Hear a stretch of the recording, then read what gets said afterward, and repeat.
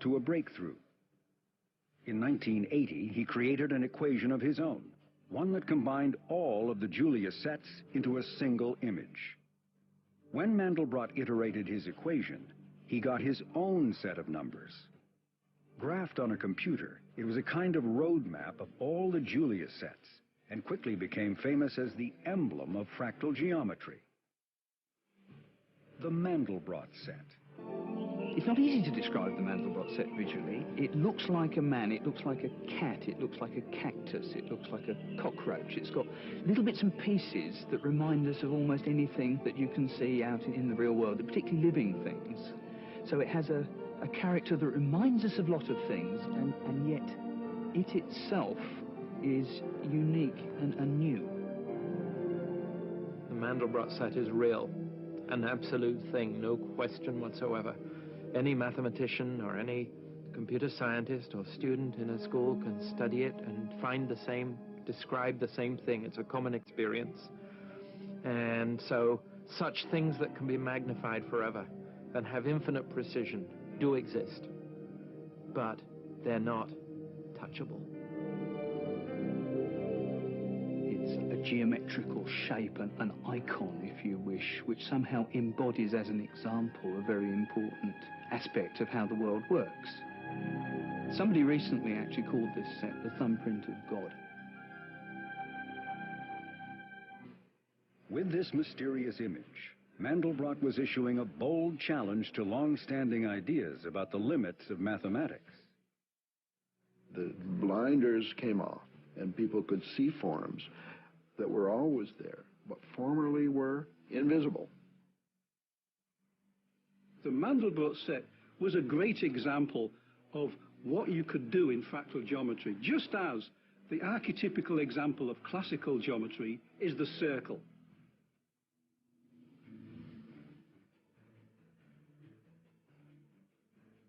When you zoom in, you see them coming up again, so you see self-similarity.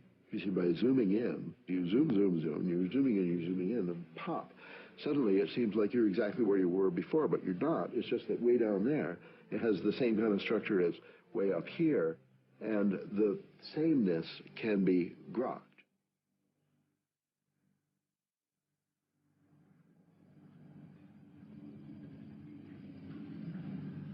Now we'll begin our serious exploration of the Mandelbrot set.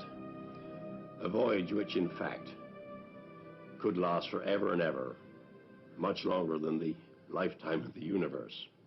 I have here the full set, about 6 inches across. Now, if I blow this up, I'll increase the magnification now 13 times, and you'll see more and more detail is appearing. And the interesting thing is you see mini Mandelbrots, replicas, almost identical, yet perhaps subtly different, of the original set. And I can go on doing this. Here's a magnification of more than 3,000 times. So the original picture, about 6 inches across, is now half a mile across.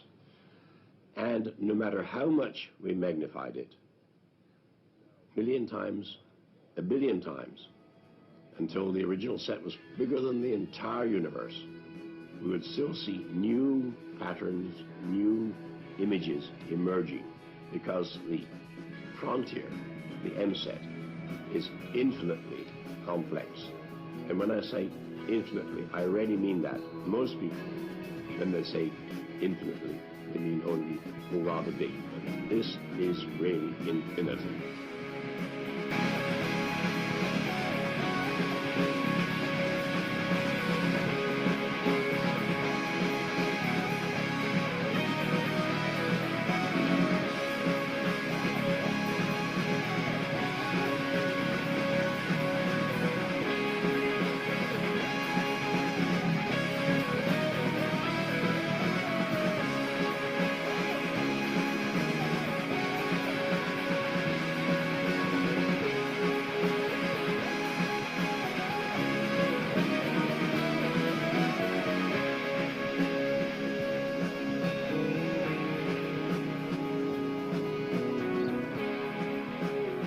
What is so remarkable, in fact, astounding, about the Mandelbrot set is that although it's infinitely complex, it's based on incredibly simple principles, unlike almost everything in modern mathematics.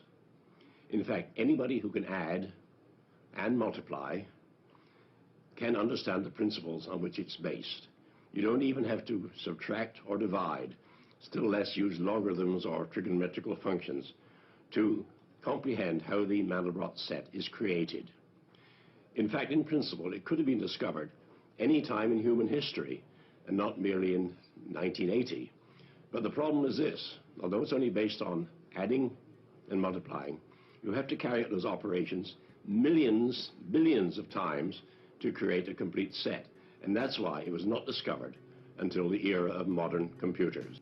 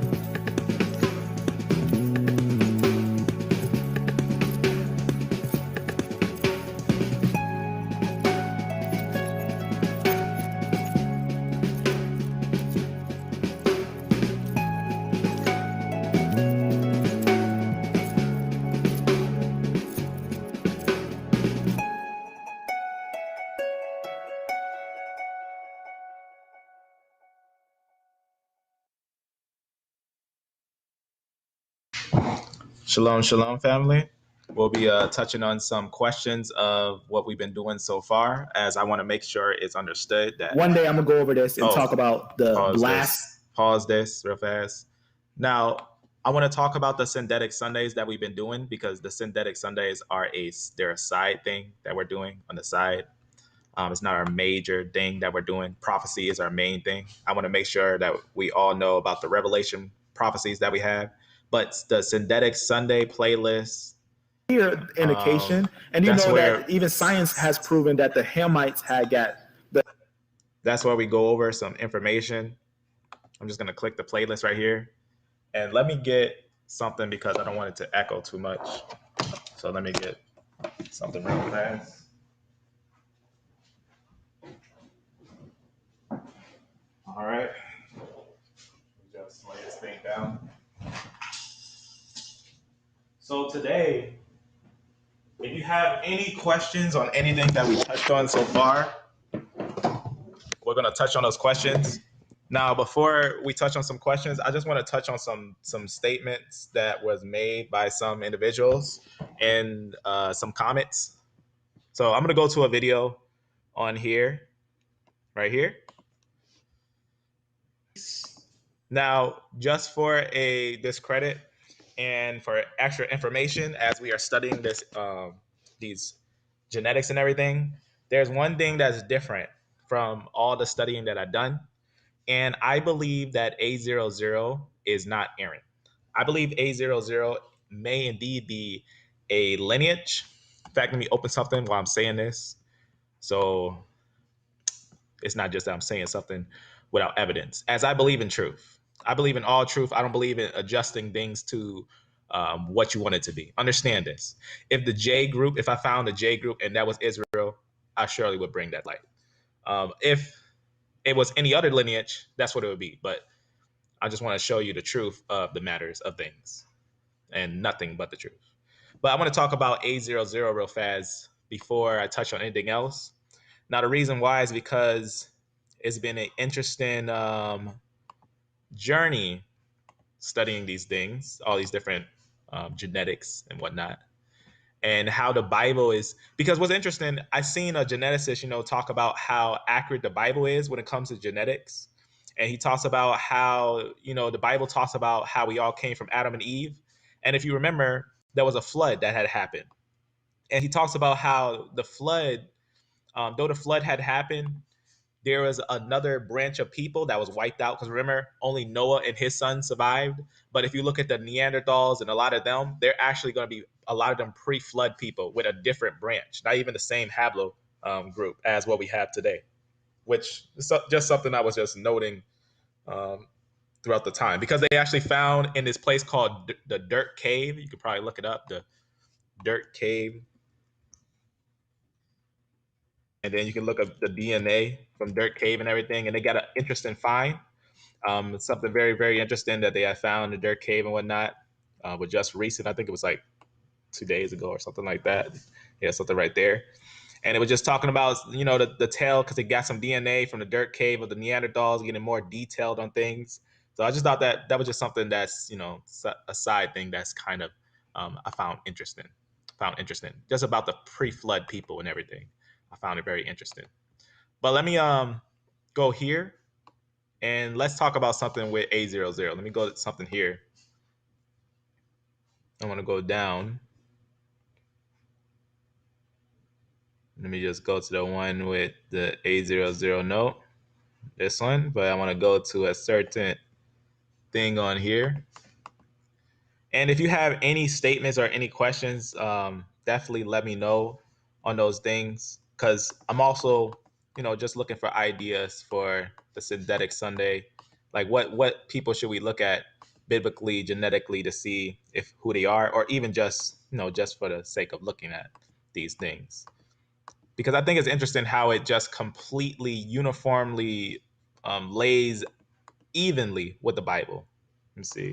In fact, I think it's down here because I put it as a discredit. I put it as a discredit on this note because I'm going to show you why I discredit it on this note. Because a lot of the information for these lines, you can't just find them all in one place. You got to keep digging all around. You got to dig everywhere for these things. I'm going to put this here. and I'm gonna go over here. So first of all, when I seen the list of Zidon just right here, I was expecting to see A and B lineages, and I did. I did see A and B lineages because Hamites are A and B lineages. That's a fact. That's 100% fact. The real original Africans of Africa that are going to be A and B lineages. This is a genetic fact. I'll just I'm not going to read one right now, but you can see right here A and B lineages. You can see a lot of them, large portions of A and B lineages. Now, what's also interesting about it is that we see A00 there. Now, that's really interesting. Now, it lets us know it's the ancestral state, so it's basically would be, exactly A00 that's there. Now, what's interesting about it is that A00, it's one of those things that doesn't make any sense. The way it looks, the way it breaks off, it doesn't make any sense. But it's there. It's in the land of Sidon. Now, what's also interesting about the land of Sidon, we know that Israel, right? We can look on a map. Because when I first seen it, I was like, this might not be Israel if this is like this. Because when I seen A00 there, Sidon is a place that Israel didn't have. That was a place outside of Israel. And also A00, remember when the time Israel came here, they would have not had, if they came here, if we use the time frame, I'll use a type of time frame just to give an idea. Let's say 1300, somewhere around there. So Israel's making their way through. And remember, they first settled over here and they were moving up and everything. And Sidon was one of those places, Tyre and Sidon was one of those places that was settled by the people that basically migrated here and settled in here. Also in the Philistines right here. But you'll know sometimes a little bit of the Israelites flood in a little bit there, a little bit. Because we know David and others were living inside that area. Samson and all that. Right here, you're gonna see this. We already noted this with the how you say the Natufian DNA with this thing. But before we begin, it's also important we pray, because as always, we should always pray. So bow with me as we pray. Our Father in heaven, honored be thy name. May thy kingdom come. May thy will be done on earth as it is in heaven. Give us each day our daily bread, and forgive us of our trespasses as we forgive those who trespass against us. And lead us on the righteous path, and guard us from the evil. In your name we pray. Amen. All right, amen, amen. So always keeping the table holy as possible, and as always, avoiding the profanity with these things. Now, I want you to understand, when we look at this, I want you to understand something that's really interesting. Outside here, we can follow different genetics and get this exact design, but in here is a different group. There's a different group in there. You get a lot of A and B lineages on those things. So you can see. Now, I'm going to show you something a little more interesting. This was one thing. This was interesting in itself, but I'm going to show you something else that's a little more interesting with A00. I was doing some research, and I just bumped into something. I was doing, now I individually, myself, I like to study ancient genetics. I like to study ancient genetics of all the lineages, all haplogroups, all the types. I just find it fascinating. But I noticed something with A00. And I think it's important to talk about. Right here, I'm just going to show you what time frame this is. The Paleolithic era.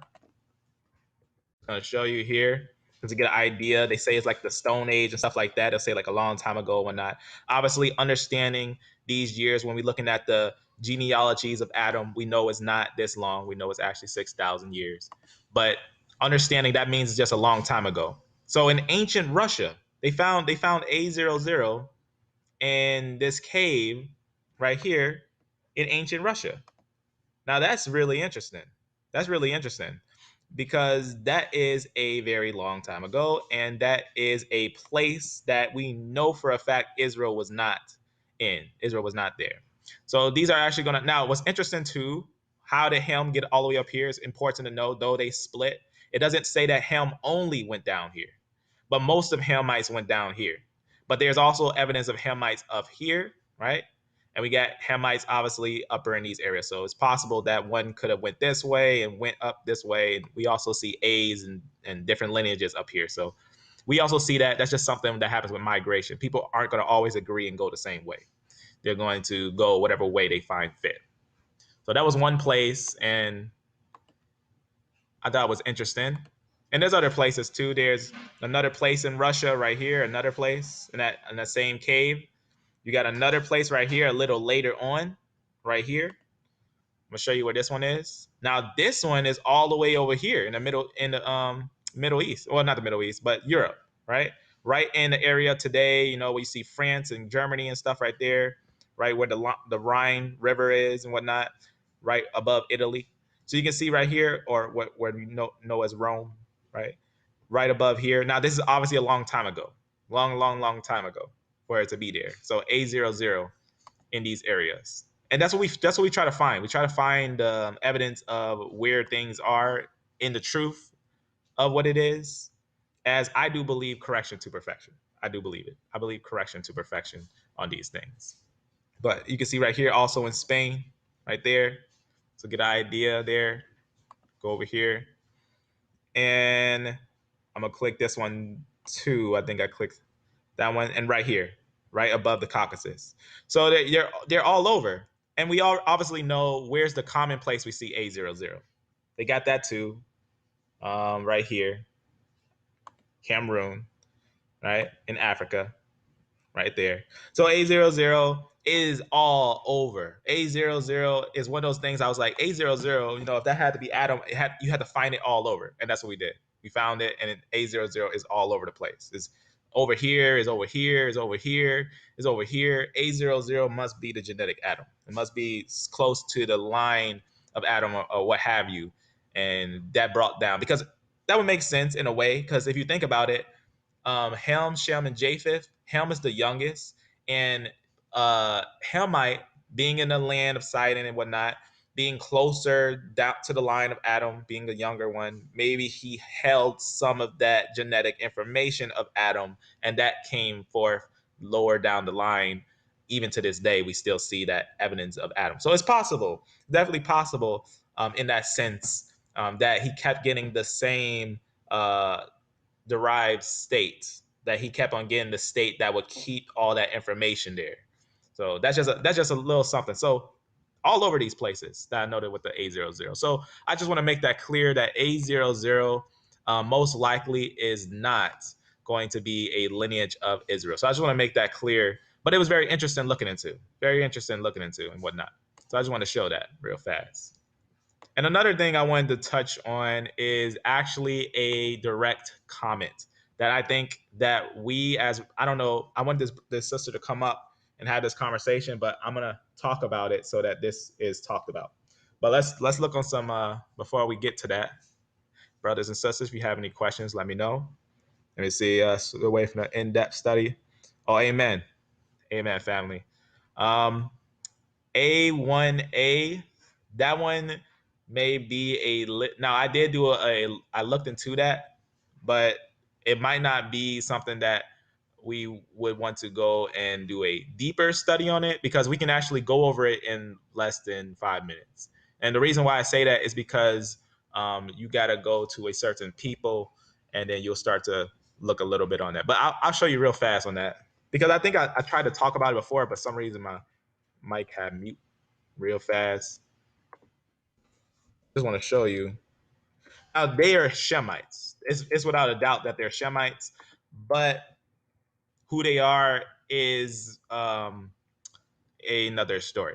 Who they are is another story, but I guess to make it simple and clean, this is who they are, the Dogon people. The idea of who they are is mostly of the Dogon people. Now, who are the Dogon people and the history behind them?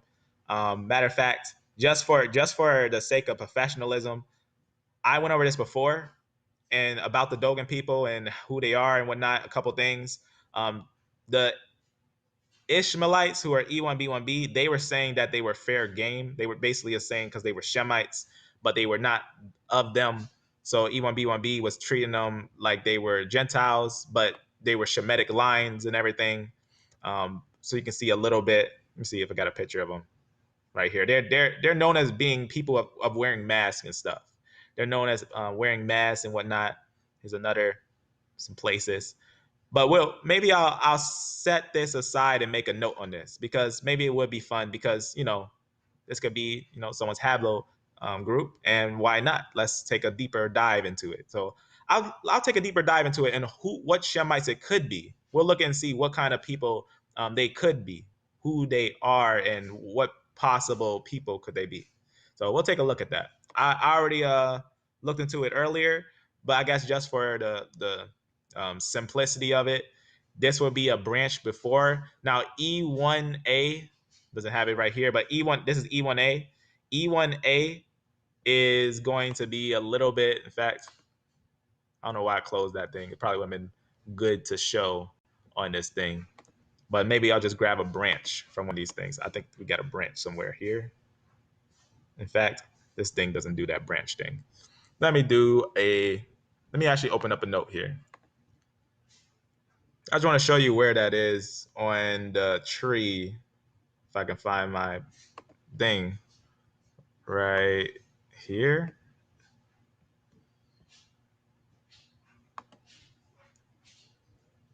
All right. Yeah, let me once it's open, I'm gonna talk about that. Amen. See, that's good. That's good. I met some people with the haplogroup E1A. I met some people with the haplogroup E1A. It's really interesting too because it's right before the line. But here's a little bit on it. So E1. Now I'm going to show you something first. I want to show you something previous that's important to note too, because this also is a fairly important thing.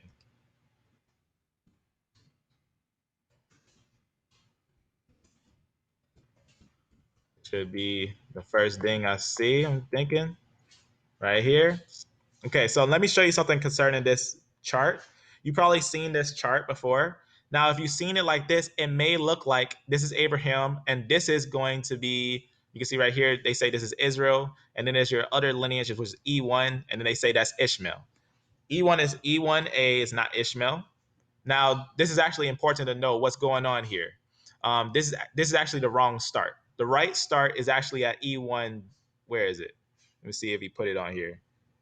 In fact, it's not here because there is an in between. There is an in between. I'm going to show you that's not here because this was made probably very early on before the 2005 update or 2008 update. I think it's 2008 or 2005. Get that mixed up. But let me show you something. So this design. Now, if we take that same design and try to use it with the modern way that this E1 lineage is, it wouldn't work out.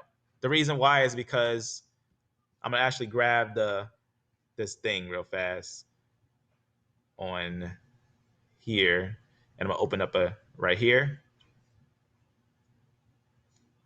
and I'm also going to show a quote on that. But let me click right here. All right, open up the link right here. So what I'm going to show you is this thing. Now, what happened was in 2002, they released this thing right here. But notice that it would work. That old design, this old design would work with this old design. It would work perfectly. But the problem is that that's not the design. It's actually the design. This was actually, I believe, I don't want to give a wrong year. I'm just want to find a exact reminder. 2008. All right, so you have this one published in 2008. Is a little different right here. Now the reason why that is because there's an in between one right there. That V38 is not here. That V38, which V38, I'm going to show you what it is. And we know that I did a double check with with Family Tree DNA because I wanted to use this idea and see if that was right, because it's not actually E1B1A that we're linked to, it's E1B1A1. That's not on here because that gap is missing. So you can see right here, there's actually that gap right there. And basically this is what they say, because V38, that's why they say, thank you for contacting Family Tree DNA. We won't predict you to E1B1A exactly, right? Because E1B1A is not actually the N one. It says, which is also known as V38. Why is it now? It's now called V38 because before it wasn't called V38. Before it was actually, this was actually, you see right here, you see how this goes? This one is actually E1P2 is E1b. And then M2 is, they used to be E1b1a, but now P2 is also still E1b1. And then V38, which this one right here, this M2, it doesn't have that V38 right there. But notice this V38 is actually going to be E1b1a. But then M2, the old M2, which was used to be E1b1a, M2 is actually going to be E1b1a1. That's actually the M2. That's what it is. Now that makes, that corrected a couple different things. But going back over here, that also gives understanding for the historical documents that records that the Ishmaelites are actually E1b1b, which on this they put it as Esau, but that, again, like I said, looking at that doesn't work out. Now, what's important is, does that mean that Esau can't be E1b1b? In a way, because then, when you take that into consideration with the way that this is actually structured, Esau would actually be E1b1c, because there's a lineage underneath Isaac. Just to show that there's a lineage underneath Isaac that is going to be a private lineage, that is a very short branch, but it's not of the 12, but it is under Isaac, but is his own lineage. Let me just show that on one of these right here. I'm just going to click this.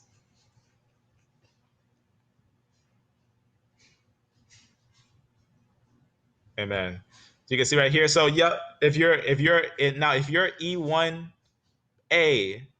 that's going to be a branch that's a little different, but that's Shemitic. That's still a Shemitic line. E1B1A, or E1B1 creates E1B1A and E1B1B.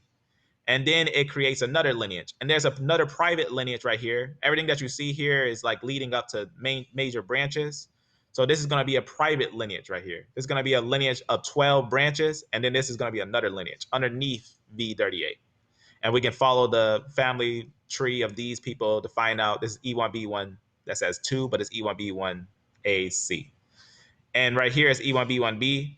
So breaking off from Abraham, that's what you actually would have, Ishmael, and then you'll have sons of Keturah and stuff like that over here. Those will be the Arabs, and we can follow that through history and who they are. And right here, E1B1A is obviously, Israel. That's going to be the tribes of Israel. Now, real fast, looking at this thing, another thing to note on here is that if we was to start here, let me just show you what it would look like if we was to start there. If this was Abraham, this would be Isaac. Now, that's when they get the idea. This would be Isaac, and then this would be Ishmael. That's what they would say. But there's no evidence of this being Ishmael. But what we have evidence for is that this is Ishmael. So if we start here, and this is Ishmael, but we have no historical documents to confirm it, then this being Isaac, we got a problem at this split right here. What's the problem at this split? This split is going to be E1B1A, which is Jacob, but then you got another line, M2. You got M2 still, so who's M2? And then who's this? Who's M2, and then who's this? Then you got a very interesting situation to solve. You got a very interesting situation to solve. And let's say this is Isaac, and then right here, this would be Abraham, and in that chart right here, right? E1. Let's just say this was Abraham, this was Isaac, and this was Jacob. We got a problem with if this was Jacob and this was Esau, this actually points that E1B1B is actually going to be the Arab. We actually have more evidence of this being the Arab than we have evidence of this being Esau. We have more evidence of this being Arab than we have evidence of this being Esau. So it's very important to understand also with the history with these things. So I just want to show that real fast with this type of split. So that's why there's some individuals that will be E1B or E1A, right? Those are going to be two different lineages, two different breaks, E1B and E1A, but they're all connected to Shemitic lines. They're all connected to Shemitic lines. But the E1B1A, which comes from E1B1B, that's that one that's in that land of Israel, which we looked at for the Natufian DNA. We don't see E1A there, but we see E1B. But I'm gonna do a separate note, and we'll do some direct history on the migration of E1A and everything. But from what we found, they were more of Shemitic lines that had their own pretty much place and whatnot. So I just want to show. I guess I wanted to show that real fast. I'll close this. So that's why you probably seen this thing or some of the mix-ups with that. But we'll do a note on that. We'll do a note on those things, whatnot. And as always, beloved family, for a fact that we ourselves, our value isn't just in our blood. Our value is by Messiah, who his Y chromosome isn't none of these Y chromosomes. His Y chromosome is actually going to be of his father, which is the Father, which is God. So that's who we actually are of. But we study these things to understand the biblical narrative, right? Because I don't know. I'm actually getting my genetics test. I don't know. I might be E1A. Who knows, right? Never know. That's why you always have a humble way of going about this. But always stay strong in the truth. Always stay strong in the truth. Never be afraid to speak truth and whatnot. Let me go down a little bit and talk about something down here.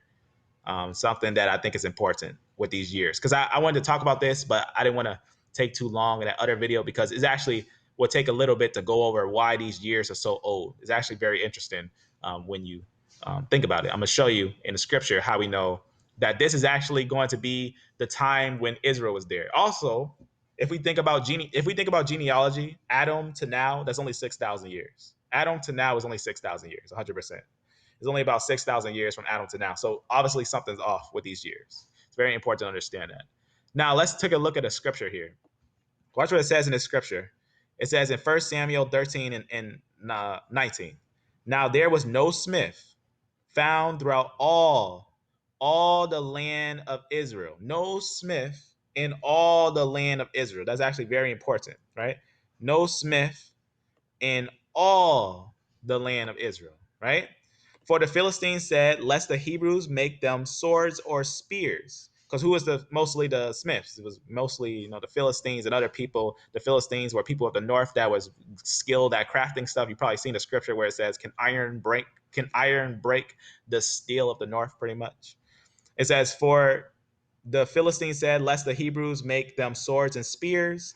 And that's important to understand. Iron Age, Bronze Age, you know why they call it Iron Age and Bronze Age? Is because iron weapons were more ruling. Iron tools, when people were making iron and bronze, they would call it Iron Age. Like, for example, when they first started making bronze tools, they called it the Bronze Age because they had a bunch of bronze weapons. Israel didn't have iron or bronze in its dominance. So that's why when they look in these things, it looks like a Stone Age. They call it the Stone Age because it's older. Because let's keep on going to see what it says here. But all the Israelites went down to the Philistines to sharpen every man his share, right? You probably heard that saying, right? Beat your things to whatnot and all that whatnot. Beat your swords into plowshares and stuff like that, or things like that to pruning hooks. It says to sharpen every man his share and all these tools and whatnot, all these, farming tools. These are actually farming tools that they're sharpening. It says, yet they had a file for sharpening their tools, pretty much. They had a file for sharpening their tools. So it came to pass in the day of the battle, right? They came to the battle, and it says none of them had sword or spear. Can you imagine that? Israel coming out to fight a nation without sword and spears. This is why, when a normal person looks at this, the land of the Natufian culture, what they find fascinating? That they didn't have iron and bronze weapons and stuff and tools like that of iron and bronze. They didn't have a smith that was making all those things. They need a smith to bring the chemicals together, to mix the chemicals and bring all those things together. But they didn't have that during the time when Israel was there. They didn't have a smith there. That's why it's not called the Iron Age, or that's why it's not called the Bronze Age, because there's no bronze tools there. There's no iron tools there, except for the ones that they have in the Philistines, or the ones that they can get their hands on, right? From maybe slaying someone or getting it somehow, some way, from trade or something. This is talking about all the way to the time of David, that they didn't have bronze weapons and bronze tools. All the way to the time of David, that they didn't have none of these tools, right? So other places obviously having bronze and silver and bronze and iron weapons earlier. You look at their culture, you'll say that they're more recent. They're more recent, but this one seems more ancient because it uses only stone. See what I'm saying there?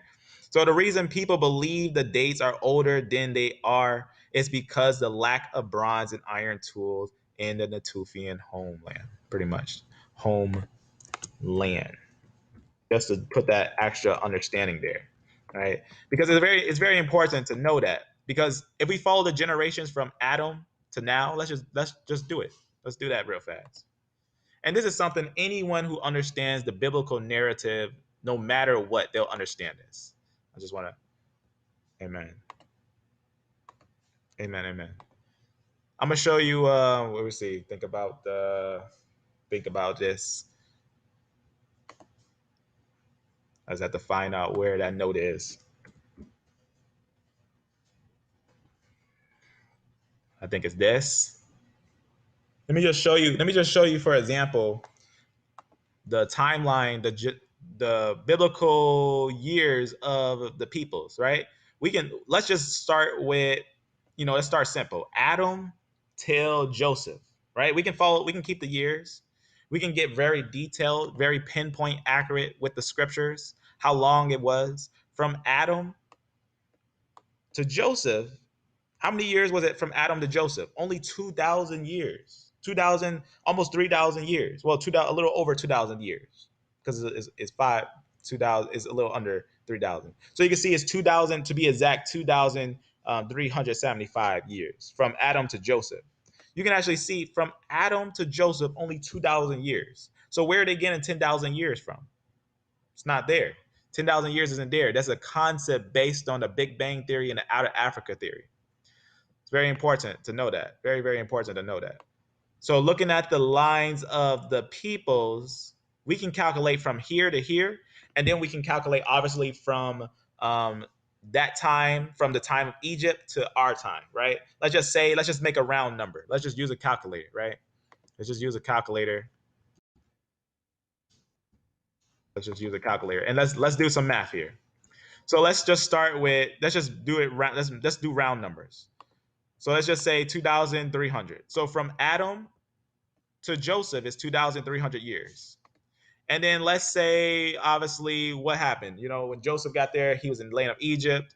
Let's just play on that. So let's see. Let's just type down, when was Moses in Egypt? Was Moses in Egypt 10,000 years ago? No. Look at that year, 2,368. From the year 2,268. That's about 1,300s and whatnot. You see right here where we just got to from Adam to Joseph, right? Because shortly after Joseph came Moses, right? Now, what's very interesting about this, is that all we have to do, if this is 1,900 BC, what do we have to do now? Let's copy that. What do we have to do? All we got to do, in fact, we don't need to copy that. All we have to do is do this. All we have to do is do this. If Adam lived from our time, obviously 2,000 years on top of this, that would be 3,393 years, right? Actually, yeah. So that's before our time. That's way before our time. It's way before our time. Let's just add to that. 2,000. What is it? 3,000. Let's just do it. Is that 3,390? What was it? 93 years. Right? What do we get? Almost 6,000 years. And we're not even being exact. We're not even getting exact. If we start getting exact, then we start getting to the pinpoint of where we're at. It's only been 6,000 years for creation. Since the genealogies, since Adam to now, it's only been 6,000 years. So the reason why I want to show you that is because, without a doubt, if you understand the biblical narrative, which is the truth, you understand that these years are extremely exaggerated.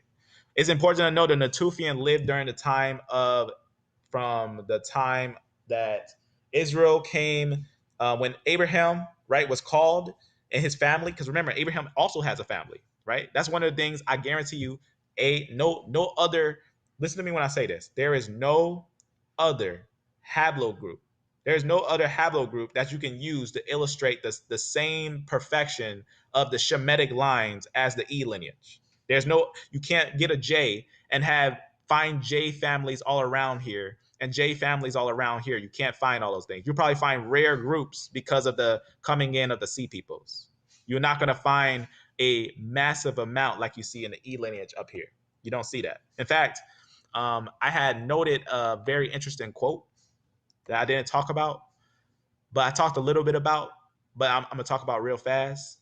I think it's very interesting. A very interesting quote that I thought was very profound. It's something I had to add to the note at the time. No, Noah was not alive. Noah was alive during I'll show you right here, because we did do a study on that when how long he was living. Noah, right here, Noah lived up to the point where, let's just go down a little bit. So Noah, obviously, during the time of Abraham, he died. So you can see Abraham right there. And then Abraham was born, most likely, what you can see right here, very close. Let me get a pinpoint. I think, was Abraham alive when Noah was alive? Let's see. Probably. In fact, I'm thinking so. Let me see. Noah lived up to, let's see, total life. Year died 2006. And then, let's see, Abraham, where's the year he was born? Yeah, so soon as Abraham was born, just about, I say about, what was it? See, it's like 7, 8 years. 7, 8 years old, Noah died when Abraham was about 7 or 8 years old, before he turned to age 10. Long story short, I guess, to make it simple. Before Abraham turned to age 10, Noah would have died.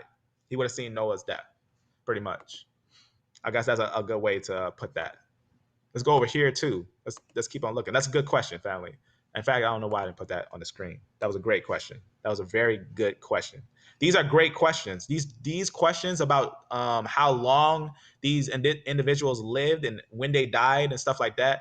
These are great questions, because then we can put these to the genetic fact. We can actually start seeing if science agrees with these things or if evidence agrees with these things. I already did a big live about how they're extremely exaggerating the years, and I showed you that there was a layer that supposedly, listen to me when I say it, supposedly was 300 million years old, and they said humans didn't live at that time, and yet they found a fossil. I mean, not fossil, but evidence of humans in that layer. They found evidence of humans in a 3,000-year-old layer. I also found just recently something even more profound. I found a layer that was supposedly 500 million years old, 500 million years old, and they found a human. They found I forgot what it was. They found exactly in it, but they found evidence of a human in it. You can probably find it 500 million years old evidence of humans.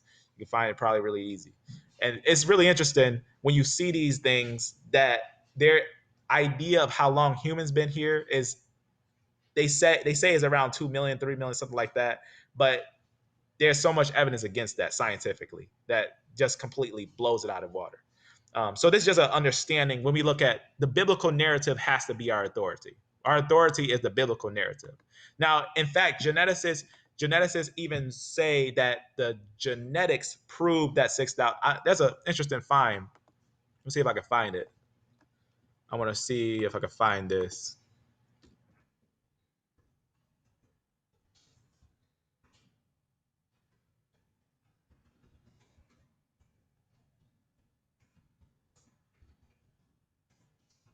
I want to show you another thing about mutations. I'm gonna see if this is it. There's a proven fact that mutations prove that people only lived 6,000 years ago. When they speak about the mutations, because our genetics also have a mutation rate and a rate of mutation, and where we have multiple mutations and everything. And basically, they talk about how some people, like right here, regardless of the cause, evolutionists are most concerned about the effect of faster mutation rate. For example, researchers have calculated that mitochondria Eve, the woman whose mtDNA was basically of living people and not living. And notice what they say. They say lived 100,000 to 200,000 years ago in Africa. Using the new clock, she would be a mere 6,000 years old. No one thinks that's the case, but at what point should models switch from one MT time zone to another? Now, that's important because, if you got a chance to ever look into this, what they're basically talking about is that there's a huge gap in mutation. What they try to say, one person is supposedly 100,000 years old when everyone else is less than 6,000 years old. That's just an understanding that, when geneticists look at this, they know for a fact that the evidence actually points to the same thing that the Bible points to. The Bible puts the origin of each of these about 6,000 years ago, and we round it to, they say about 10,000 years ago, whatnot. So they say, it's less the time frame. There's so much evidence. There's so much evidence that the world isn't as old as people think it is. In fact, looking in Genesis, it's important to know the Big Bang is impossible, because day one you will have no stars, no moon, no sun, no nothing. You wouldn't have no time for anything. Day four, all those things came. So it's just important to know that the way God built everything is more sound than the Big Bang concept. That's why it's called a Big Bang theory, because it doesn't even work. It doesn't even work in in the sense of science. The Big Bang theory doesn't even work. It's a guessing game. It's just a theory. Never been demonstrated, never been seen as an actual official thing. In fact, it's been debunked. It's been debunked by the WMAP and other things, how everything's all aligned around the poles of space. But that's another different thing. But I just want to show you that genetics, the mutation rate, when they look at the mutation rate and everything, it actually points to 6,000 years. In long story short, very interesting to take a look at if you ever get a chance to look at those things when we talk about 6,000 years. But let's get on something more detailed, something a little more, what's the word I'm looking for? Pinpoint accurate, which is the Bible. The Bible itself, let me close these. The Bible itself has a timeline. It has genealogies. It has a timeline of the people, right?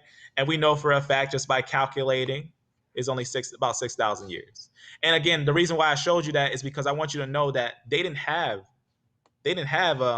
iron and bronze weapons for them to say, oh, now is the Iron Age, now is the Bronze Age. But they had stone. That's why they call this the Stone Age.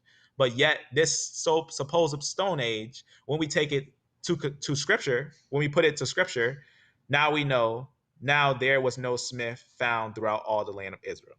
So now you know why it's called the Stone Age. So these dates are extremely exaggerated, extremely exaggerated.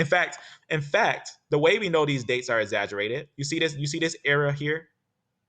You see this era right here, PPNB? Let's look at what genetics is actually in that era. In that era, there is a time, right? In that era of time, I'm gonna actually go to where we find their genetics right here. In the pre-pottery, I'm gonna actually go to the web page. I'm gonna go to a web page because that's gonna give us some understanding on these things. Let's go down to where it is. So genetics. It says right here, pre-pottery B fossils that were analyzed for ancient DNA were found to carry. And then notice this one right here. I'm just gonna, maybe I can click it. Let me copy it. You see this right here? I didn't mean to copy all this, but I'm gonna just copy that and put this here. Now, the reason why I want you to see this is because this isn't just a short branch. This is a long sub branch, and it's important to know E1B1A is younger than E1B1B. So that means that they had to be there for a long time. E and B had to split, and then E1B1A had to keep on producing and producing and producing and producing. So just think about that. If we had that much growth, that long of a line, then that means that they've been there for a long time. This date is extremely exaggerated. And any geneticist would agree. Any geneticist just looking at the length of this would really come to the conclusion. And notice also what's found in this area, family. E1A. I just noticed that. Let's see that. Where's that brother? Go back here. Amen, family. You see that? Isn't that good? That's why we double check things. You see that? That's also found in that area, E1A. That's also found in the land of Israel. E1A. I'm glad you pointed that out. And remember, E1A is different than E1B, E1B, and then E1A is found 90. Obviously, these ones 90. I mean, what's this? This one right here, and this one 14%. So you can see right here in the pre-pottery Neolithic B. I wish they can give me the pinpoint location for this thing. I'm gonna do a study on it. We're gonna do a study on that family. We're gonna do a big study on it. E1A is also found in that area. Also found in that area. I didn't even look at that as detailed of E1A until I just noticed that. I was like, oh yeah, that's E1A. E1A right there. I don't know why that passed my eye real fast. Had to note it. So E1A is also found in the land of the Levant. E1A is also found in the land of the Levant. You can see what's going on there. So you can see where would he be found? Where would E1A be found? Right here. You can see? We found these areas. See what's going on there? So that's where they're found. That's where those genetics are found. And obviously, where did he call? Remember, he said he called Israel from where? From the land of Ham, right? Israel was called from Egypt, right? Israel was called from Egypt. So how much of Israel was in Egypt? A lot. Remember, they was being killed. Remember, Egyptians were killing the males and stuff. They would send them into captivity down here. So obviously, if they had connection with people over here, they probably would send them into captivity to whoever they wanted to. But they stayed mostly around this area, and so a lot of them died and was sent into the Nile. Obviously, those babies and stuff to do what happened to them, and then they got called out and went to these areas. You can see with those things. Now, obviously, that's what actually even the fact that they don't find any iron and bronze tools, that's another fact that this has to be Israel. That has to be Shemites, because the Shemitic lines are different than the other nations. The other nations had a lot of connection with each other and were getting very rich and powerful in those times. But the Shemitic lines were kind of like docile, home life people. They didn't really have much iron and bronze. In fact, it almost like they didn't have any iron and bronze. But some of them got some iron and bronze from probably trading and different things like that, but not in the majority, not them in the majority with those things. So I thought that was interesting. We talk about that E1A. That's why I love, family, when you give these questions and comments and stuff, because it allows us to look deeper into these things, allows us to look deeper and get ideas on different things, maybe things we don't think about. Let's see, if the flood was around 2,000 years ago after creation, he lived 3,050 years. Let me look at that. Okay, let's look at this question. If the flood was around 2,000 years after creation, so to be pinpoint accurate, the flood was about 1,600 and about, I think, 65 years after creation, just to be exact. But let's keep on going off of that. Let's say after creation, Noah lived 300 years after the flood, meaning he died around I'll get you the pinpoint. I'll get you the pinpoint. Now that one's a little easier, calculating from Noah to our time. That one's a little easier. Actually, not 6,000, 5,000. 5,560. 5,000. Okay, calm down. 1,556. There it is. To be exact. And we can calculate that by calculating the age of Seth and all those whatnot. And then he gets there about 1,556. And then the flood begins. Actually, it is 1,600. I don't know why. Let me see what I'm looking at here. Oh, that's when his son is born. My bad. That's why I got to look at the top right there. Let me actually go to, and remember, this is AA. This is counting from 0 to up, just counting, not saying BC and stuff like that, though we can translate it to BC, but it is A going up. So these are going to be the years. Let me actually note that. So, okay, Noah is born in 1,056 to be exact.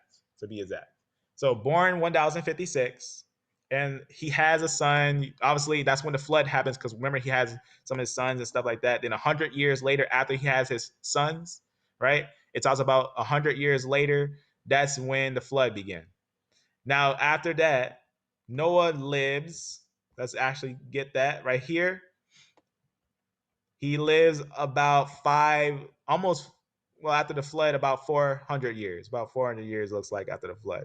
So about 2006. So from the beginning to the end. So about 2006 years. So about 2000 years, Noah lived. Noah lived and died about the 2000th year. So he began to live here. So he lived a long time, lived a very long time for those things. So you can see on these things. So being born, you can see his life, right? The year he had his son. And then that's when that happened, when everything was finished. You can take a note on those things. Obviously, the exact time of how long his life was basically 950 years. That's how long he lived. So I guess the easy way to calculate it is he was born 1056, right? 1056. And then he lived 95 years. And from that point, you're going to get to the end of 2006. So zero, Adam, going on to Noah, Adam would have died in about 2006, to be exact on that. That's why it's good also to, double check those things. That's only if the flood took place 2,000 years after creation. Yeah, so amen. So the flood exactly, again, 1,665 years when that happened. 1,665. And just a double look at that again one more time. Double, triple look. Right there. So this is the time of the flood. This is the exact time of the flood. Usually everyone agrees with it. You can even, let's type it down.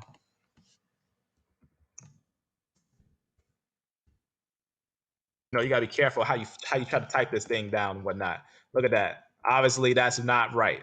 That's surely not right. So make sure, be careful when you're searching on Google. There's the answer right there. Answers in Genesis. If you want to know anything on the flood, look up answers in Genesis. They're pinpoint accurate. They get really detailed on the studying of these things. The answers in Genesis, pinpoint accurate with a lot of these things. Scientifically accurate, very scientifically accurate. You see right there, 1056. Let me see if that's the exact one we got there. Yeah, 1056. So 1056 is also what we got. And what this is actually from a bunch of different professors that came together and studied what the Bible was saying and the numbers and how long it is. This was from a bunch of different professors, and they came up with this. And I also double checked it, and yes, it's actually true. Taking scripture word for word, what it's saying, it will be about 1656 on what it's saying. And obviously also understanding, how it's written in the Hebrew, because we already broke down how someone tried to say the ages are symbolic. They're not. They're not symbolic because they're written out word for word, because Hebrew doesn't have numbers. Hebrew has words, only has words that write out. And it writes out the number, write it out as a word. As the way we don't write it like this, we write it as TWO, right? If it's two, we don't make a two, we make TWO. That's in the sense of Hebrew. Hebrew writes it out as letters. So that's the time of the flood. And I guess, the most pinpoint one is this one in answers in Genesis, which I'm going to close some of these as it's getting. Let me see. Close this one. Obviously, that thing is wrong right here.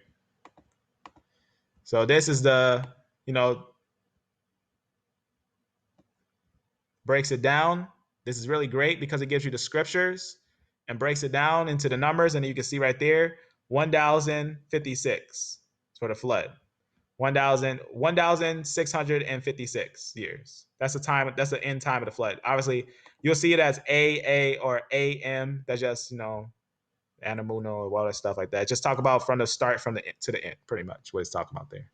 And, it also translates that to 4,004 BC. I guess that's the idea on that. And let me see. What about is that? From the rest of the Old Testament, Wells measurements understand as calculated by just what about so with a more. So I guess that's how old the Old Testament is. If we go all the way to its starting point, you can see right here. You can see what's going on.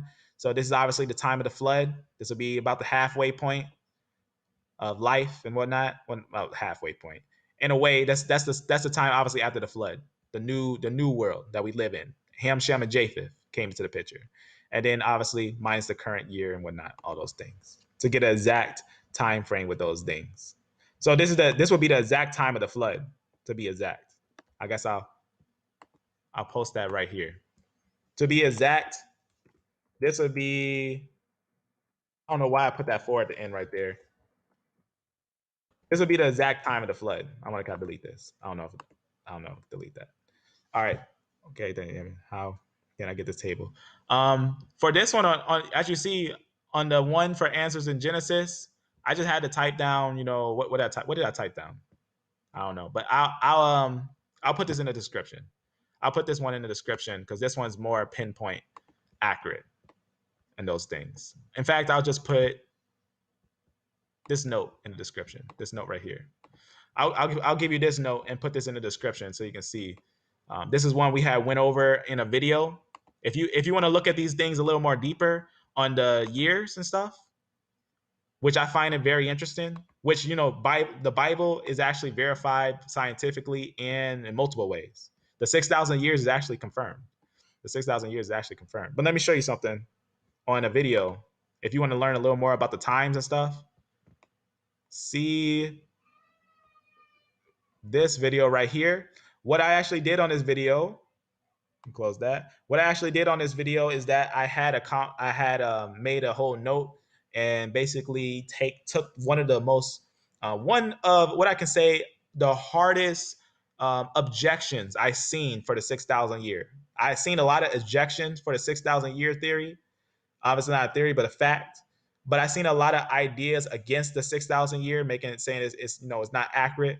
But watch that video and you'll see the full breakdown of how 6,000 years is completely solid. It's scientifically solid, it's biblically solid, it's just solid all around, right?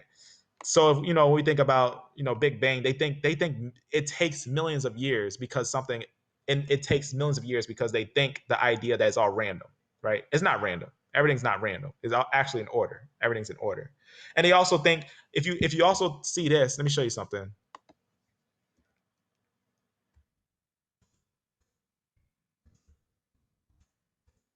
They also set the world. They think the world is that long because the rate of which light reaches us, right? Light travels at such and such and such and such. And they say that certain stars, they take the distance of the star and multiply that by how fast light moves and says, oh, see, since for the light to reach us, it had to be that long. But what did God say in the beginning? Let there be light. And there was light. Did it say it took millions of years for that light to reach them? No.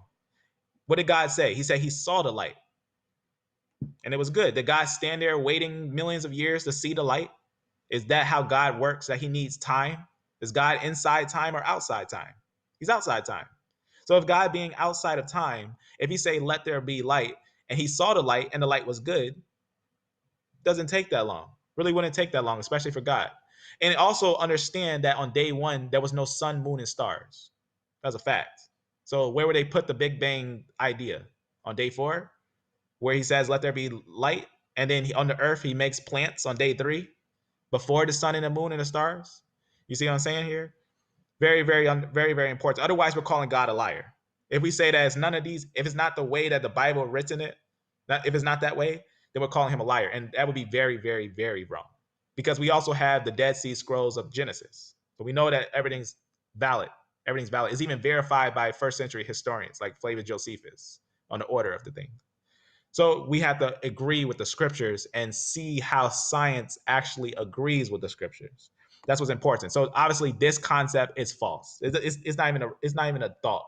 It's not even a thought. If you ever see someone try to bring that up and say, "Oh, because the stars they take so long to reach us," first of all, how do they know if the rate of expansion was the same?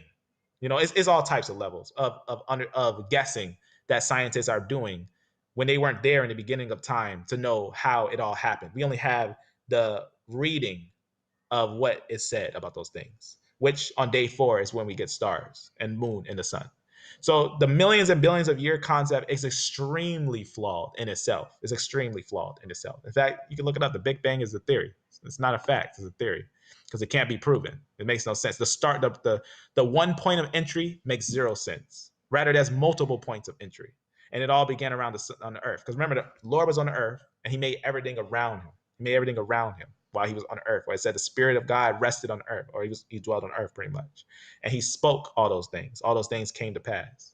So just to give you understanding that indeed for a fact, it's no doubt about it, that 6,000 years is actually how long this generation been here.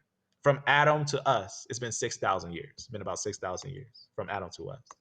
And that's one of those things, like, right, when we're looking at these things, we also got to take in consideration that the way they're doing these calculations, how did they find these years? How did they actually do these things?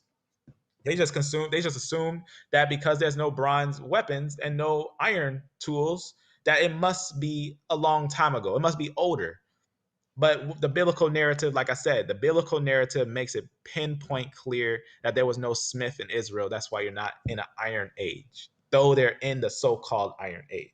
They don't have any iron. Remember, what age is this, that they have no iron or bronze weapons? This would be about so-called the Bronze Age, but they don't have any bronze weapons. So you can see that's a very important piece of information to know, that these years here, extremely exaggerated, but it's even the exaggeration works out. You know why? Because you'll have, now I'm going to show you something. I'm going to show you and understand. I've been trying to invite this sister for a minute to come here, but I want to show you something. The reason why I want to show you this is because I want to show you what happens when new information is given and it kind of shocks you, and you get kind of shocked by that new information. So I'm going to show you someone, and I don't do this to bash her, but to give edification to truth. So let me show you something. First, I'm going to start with this one that she said. This is what she said. She said that E1B1A or E1B1 of the Natufians is Ishmael. So obviously, she's not even taking E1B1B or E1B1A into consideration, but she says E1B1 is Ishmael. That's just obviously, most likely from, like I said, that other doctrine from E1 being such and such and all those things and whatnot. And it says that E1B1 of the Natufians is Ishmael. One, that can't be, because multiple Natufians have different female lines and all types of things. It shows that it's older than Abraham. This lineage that has existed in that time. We even got the E1A there. The split is way back, way back. It can't just only be Ishmael. We know that for a fact. And even if it was just Ishmael, that alone tells us that Israel had to be the E lineage. Now, the reason why I'm showing this is because I want you to understand what's going on here. Of course, he would be in the Arabian Levant area, as well as the Canaanites who were kicked out of Africa. Where does it say the Canaanites were kicked out of Africa? As you talk about the time where, that's a time when the Canaanites come down and try to invade Egypt, and that ends up not going well. That's kind of a half history. And the so-called Haikos. I always get that word weird. Haikos. It says, you forgotten, and that's the ones who came. And then look what it says right here. You forgot now remember, I was just talking about this group, the Mantus and whatnot. They're B. I don't know why she said I forgot that, but we didn't forget that. It says, and also Esau was in Africa to begin with. Was Esau in Africa to begin with? I don't know. I don't think so, because the scripture actually shows that he was there with Abraham in the land of Israel. But I'm going to show you another thing that she said. The reason why I'm showing you this, because I never seen nothing like this. What she said in this one. But I'm going to show it, because she basically was saying that Abraham never was in Israel. I don't know if you ever seen anything like that, but I just need to show that real fast. Okay, so going on, and also Esau is Africa. So he was going to still be in Africa also. It makes no sense. And the word states that he lived in this place and whatnot in Africa. Obviously, this right here, I'm gonna show you something. In fact, I'm pretty sure she's spelling this weird. I'll show you if I can find it. Zar, this one right here. This is what it is. Zar. I'm gonna show you what she's talking about here. So she's talking about when Edom lived in Zar, and when did Edom live in Zar? I'm gonna actually copy this right here, and I'm gonna put this here. All right, so right here, so Jeroboam went to Zar, right? He went to Zar with all his chariots. The Edomites surrounded him and his chariots and his chariot commander, but he rose up and broke through by night. His army, obviously, they fled back. Now, let me go over here and let me go. Oh, back over here. Let me go. In fact, right here, let's just go over here and go to the Hebrew. Now, the reason why I want to go to this is because I want you to see this and the details of it. As understand this work doesn't go without some type of challenges, different things like that. I didn't mean to click that one. Let me go over here. Okay, so on this one, we get a place called Zar. Now, if we look closer, we'll see where it comes from. Now, it says a place on the border of Edom. Now, where is Edom? Edom is in Israel, right? Let's see Tozar, right? And now look where it says it's located at. It says a city at the southeast end of the Dead Sea. Now, where's the Dead Sea? Let's just look on a map. Where's the Dead Sea at? Let's zoom in. Let's go over here. Let me use a faster zoom here. This is the Dead Sea right here. You know where the Jordan is? This is the Jordan right here, the Jordan River. You can see there's a Jordan, and the Jordan leads right to, go down a little bit, right here. And what is this? This, I don't know if they have it. I don't know why they don't have it on here, but this is pretty much the Dead Sea. What you have here, and then you have this little connection actually right there. I think right there. See the Dead Sea. So it's letting us know that this place, right, the Zoar, is at the southeast of the Dead Sea, right? So no reason I wanted to show you that is because I want you to know these things. Like if you ever have, different challenges, to go about them very carefully. Try not to cause offense with individuals, but try to edify with these things. All right. So which is, they say it's Central Africa. It's not. It's not in Central Africa. That's not even biblically accurate. But and the reason you are not doing and then she said I wasn't going to do the female DNA. That's why I'm talked about L3. You probably seen what I said about L3. Let me read a little bit about L3 real fast, just to get a more professional quote and everything. I want to show you guys that what I'm showing you are professional pieces of information, and I'm not trying to pull one over you. I'm not trying to pull one over you. I'm trying to show you the truth. That's what I'm trying to do. Let me see. This thing is missing something on here. Let me see what's going on this thing, because I'm just making sure something that I want is on here that is actually underneath here. Let me just see if it's there. Okay, right here. Now watch, I'm going to read you something. What I'm going to read you is from a professional medical site, and I'm going to read you about L3 and E. I'm going to read to you about L3 and E. I'm going to show you where I got it from. I'm going to show you the site. I'm going to show you that all we use is professional medical sites. You can see right here, there's a real professional genetic medical site. They're going to be saying this information here. I'm going to read this information to you. I'm going to read what it's going to say here. All right, I'm going to read this information. In fact, I'll read it right off the page. Watch what it says here. I'm going to just jump to a part right here. Right here. Based on the age of basically, the group L3, from which all they talk about the female line of Euro-Asian and majority of African lineages originated. They say Euro-Asian and majority of African lineage originated. Watch what it says here. That out of Africa event has been dated around. Now notice how long they say out of Africa is. 60 to 70 YKA, right? But notice what they say what was before that at 125 YKA, right? Because remember, these are just older years. These are just thousands and thousands of years, 70,000, 120,000, supposedly. Watch what happens here. Look what's the older one.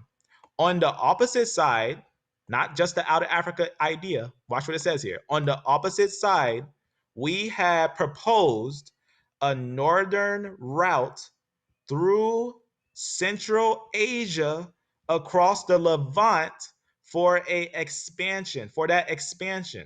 Guess what they just said? This is actually they brought out some other stuff in 2000 before, but this one, what you're seeing is 2018, an updated view of L3 after getting more fossils of L3 and looking at them more detailedly, because the result that I showed you of 2014 that hid some information, but when that information came out, they was able to look into it more. Remember, I was talking about that right here, where it talks about this part.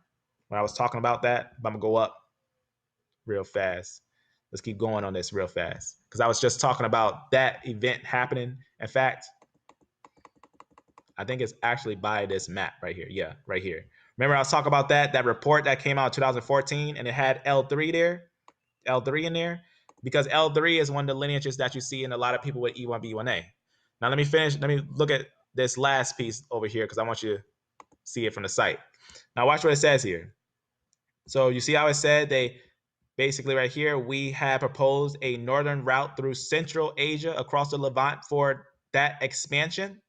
It says consistent. Now watch what it says it's consistent with, because you can't find no fossil of E or L outside of the Levant that's older than these. Watch what it says here. Consistent with the fossil record. That's what they just said there. They said that with the fossil record, because the idea before was because they were in Africa, they were trying to relate them that they were always in Africa.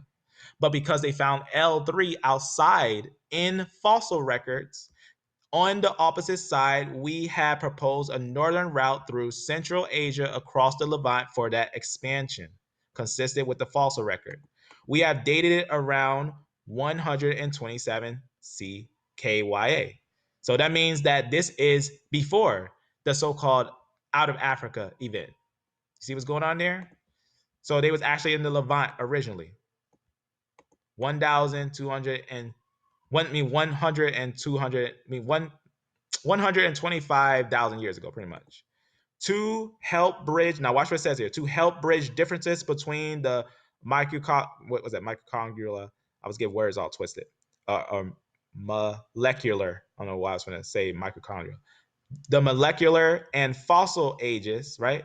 Let me read again. To help bridge the difference between the molecular and not the molecular, because of the L3, they try to say, oh, its age is this thing, and then they find out the fossil is older and stuff like that.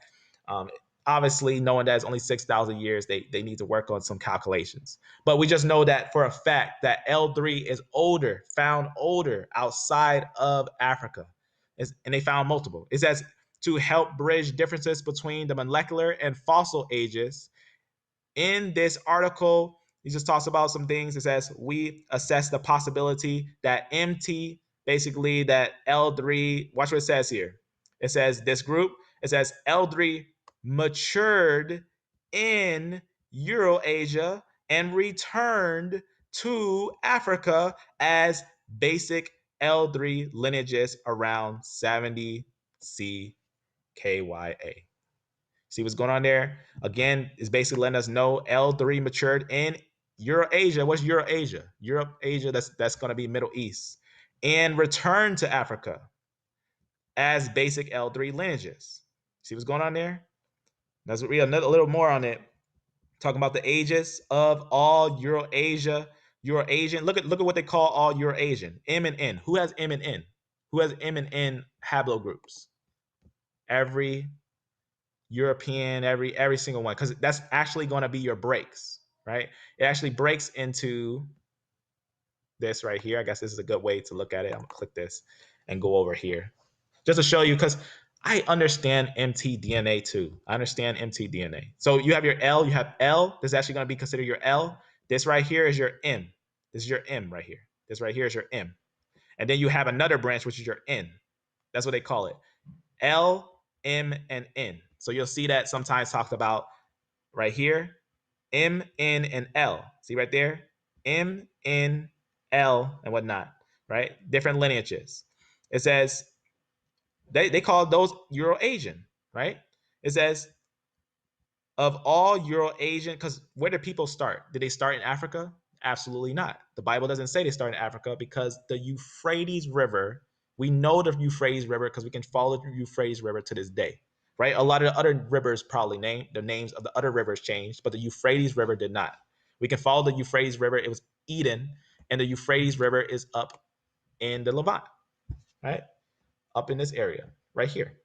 That's the Euphrates River. And that's where, remember, Mount Ararat was up here, where they landed, and then they were all up here and they scattered in different areas. It was never in Africa. In fact, there's no evidence of people other than A and B in Africa. And I got a quote for that says A and B is actually native to Africa.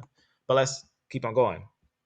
Eurasia, MN, and watch what it says here, and African L3 lineages, watch what it says here, both around the same time. So it's basically just letting us know all these emerged at the same time. Of course. Of course they did. Why wouldn't they emerge at the same time? Ham, Shem, and Japheth all had their own wives. You see what I'm saying? Ham, Shem, and Japheth had their own wives. And it says, you see why there's three of them? Notice that. In fact, I got a quote from a geneticist that says, in science, it is well known about the three splits. There's three family line splits. That's evidence of Noah. I got a quote of that. Are not significantly different. So obviously they're not different. You know, watch what it says here. The oldest, who's the oldest? M and N. Euro-Asian clades are found in southern Asia near of Africa as expected by the southern route idea, right? Now watch what it says here. The split of Y chromosome, right, composite, DE haplogroup is very similar to the age of L3, right? Because remember, DE splits into your lineages of E and D, and then you're going to get your mixing in with L, mixing in with your E lineages, and who all has your L lineages? You got it in your Ishmaelites, you got it in some Hamites too. Remember, a lot of um, uh, a lot of Egypt mixed with the Israelites. Remember, we seen when they came out of Egypt, that was a Israelitess, and she was with an Egyptian man, right? So of course, Hamites are going to have the L lineage with them. Some are going to have that with them because they mixed in with them. It'd be more shocking to see that lineage up there in the north because that's not where Israel went. So it's more shocking to see that up in the north. But let's keep on going. Let's see what they're saying here. Watch what they say here. I'm gonna go all the way to the end. Watch what it says here, right here. It says the split of the Y chromosome composite DE is very similar to the age of mtDNA L3. It says the Euro-Asian origin and back. Now watch what it says here. This is where it's gonna get detailed. The Euro-Asian origin and back migration to Africa has been proposed for the African Y chromosome haplogroup E. Didn't I just say that? Didn't I say that before, that the E is actually found in the Levant? That E is not native to Africa, but E is actually going to be native to the Levant because that's where Abraham's family was. We're not just, now this is the thing about when you're trying to find Israel, you're not just looking for one family. You have to find all the Shemites. You got to find a lineage in the major lineage in the land of the Levant that's going to be your major lineage, which is E. E lineage is the major lineage in the Levant in ancient times, is without a doubt. It's the largest lineage in the Levant. In fact, its homeland is in the land of Israel. That's word for word. A geneticist says it himself. That their homeland.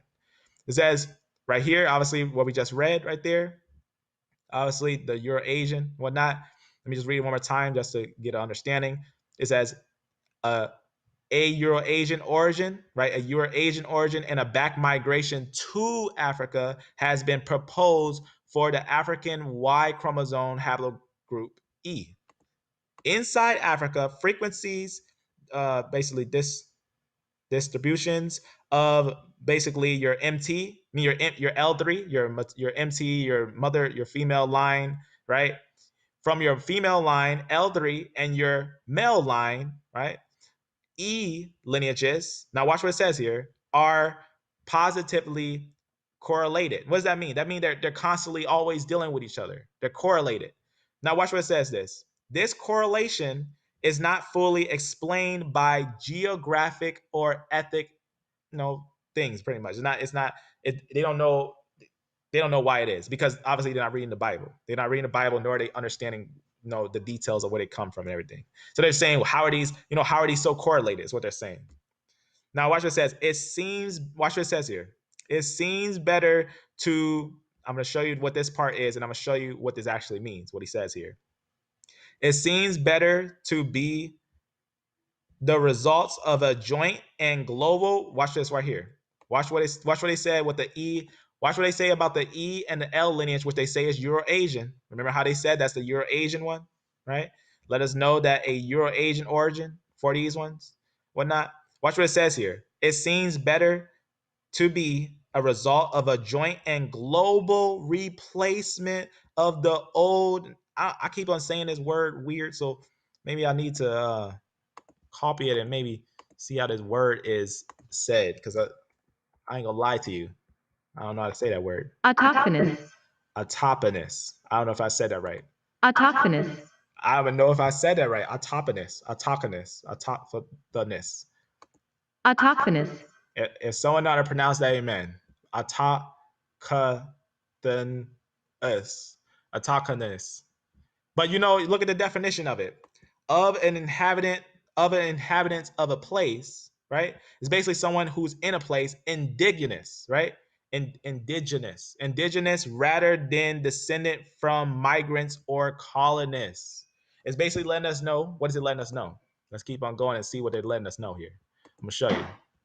It says, it seems better to be the result of a joint and global, that means they united together, replacement of the old, basically native male and female African lineages by the new Euro-Asian incomers. They just said that L3 and E actually invaded Africa and took the original people who were there out of the way. Let me show you another quote that actually verifies that that's true. We can actually look at in the details what people are they talking about and their haplogroup. We can actually look at the exact details on the what people they're talking about and their direct haplogroup, which is actually not E. It's not an E lineage. It's actually going to be a different lineage. So this is a little bit what we read, right?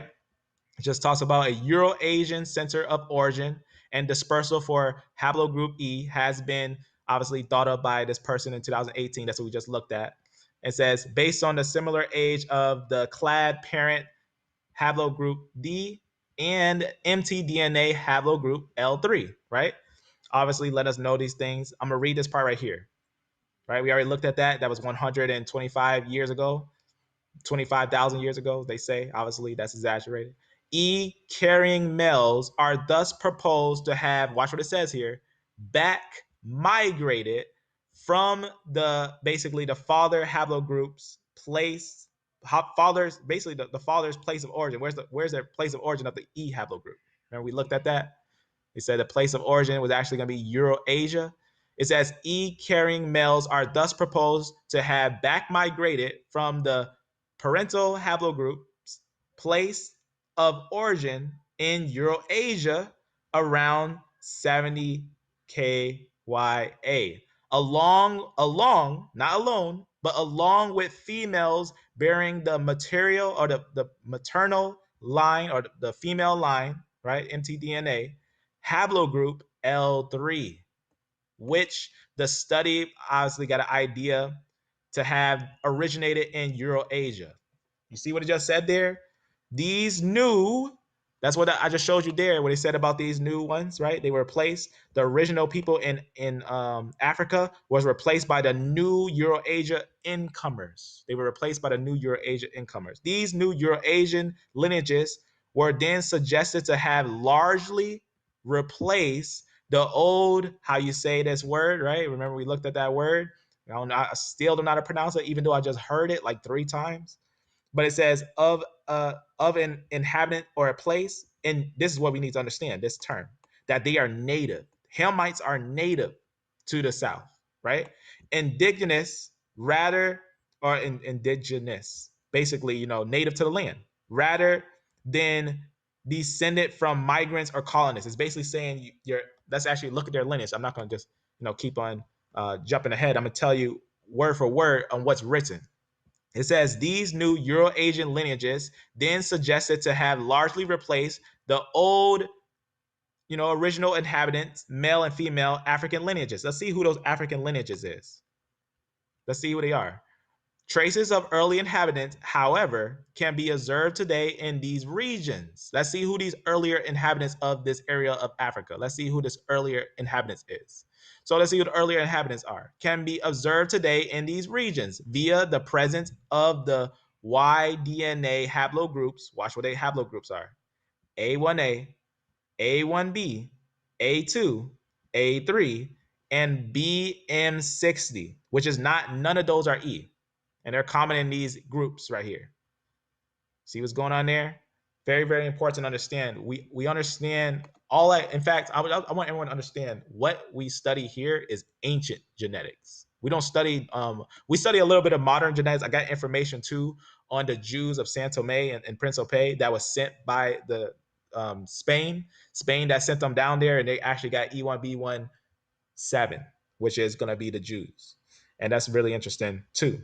But we actually pull up ancient genetics, ancient information, and study the deep things of ancient information. And actually, there's multiple sources. This is just one, but there's multiple other sources that completely records that the E lineage is actually going to be what they call it an Asian expansion. And to be honest with you, there's another thing that comes out called the CT expansion, stuff like that. There's even a map. This person did a map. This person a long time ago in his book, he did a map on the migration of these lineages. And here's what he found. So this is the history of creation. You can see here, this is 1976 right there. And this is talked about. I'm just going to go to this one right here. It just talks about right here.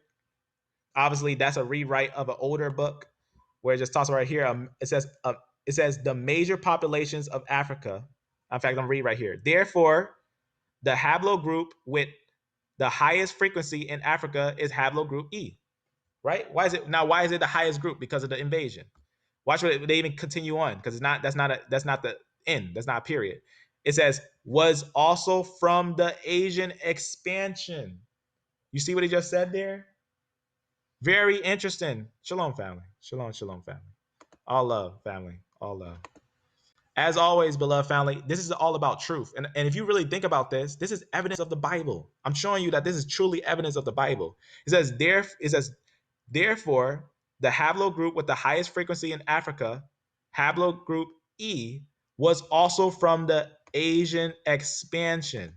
In Africa, haplogroup A is mostly of Caucasian and Saharan populations, Saharan populations, and haplogroup B is mostly in Pygmy and other populations around the Congo, right?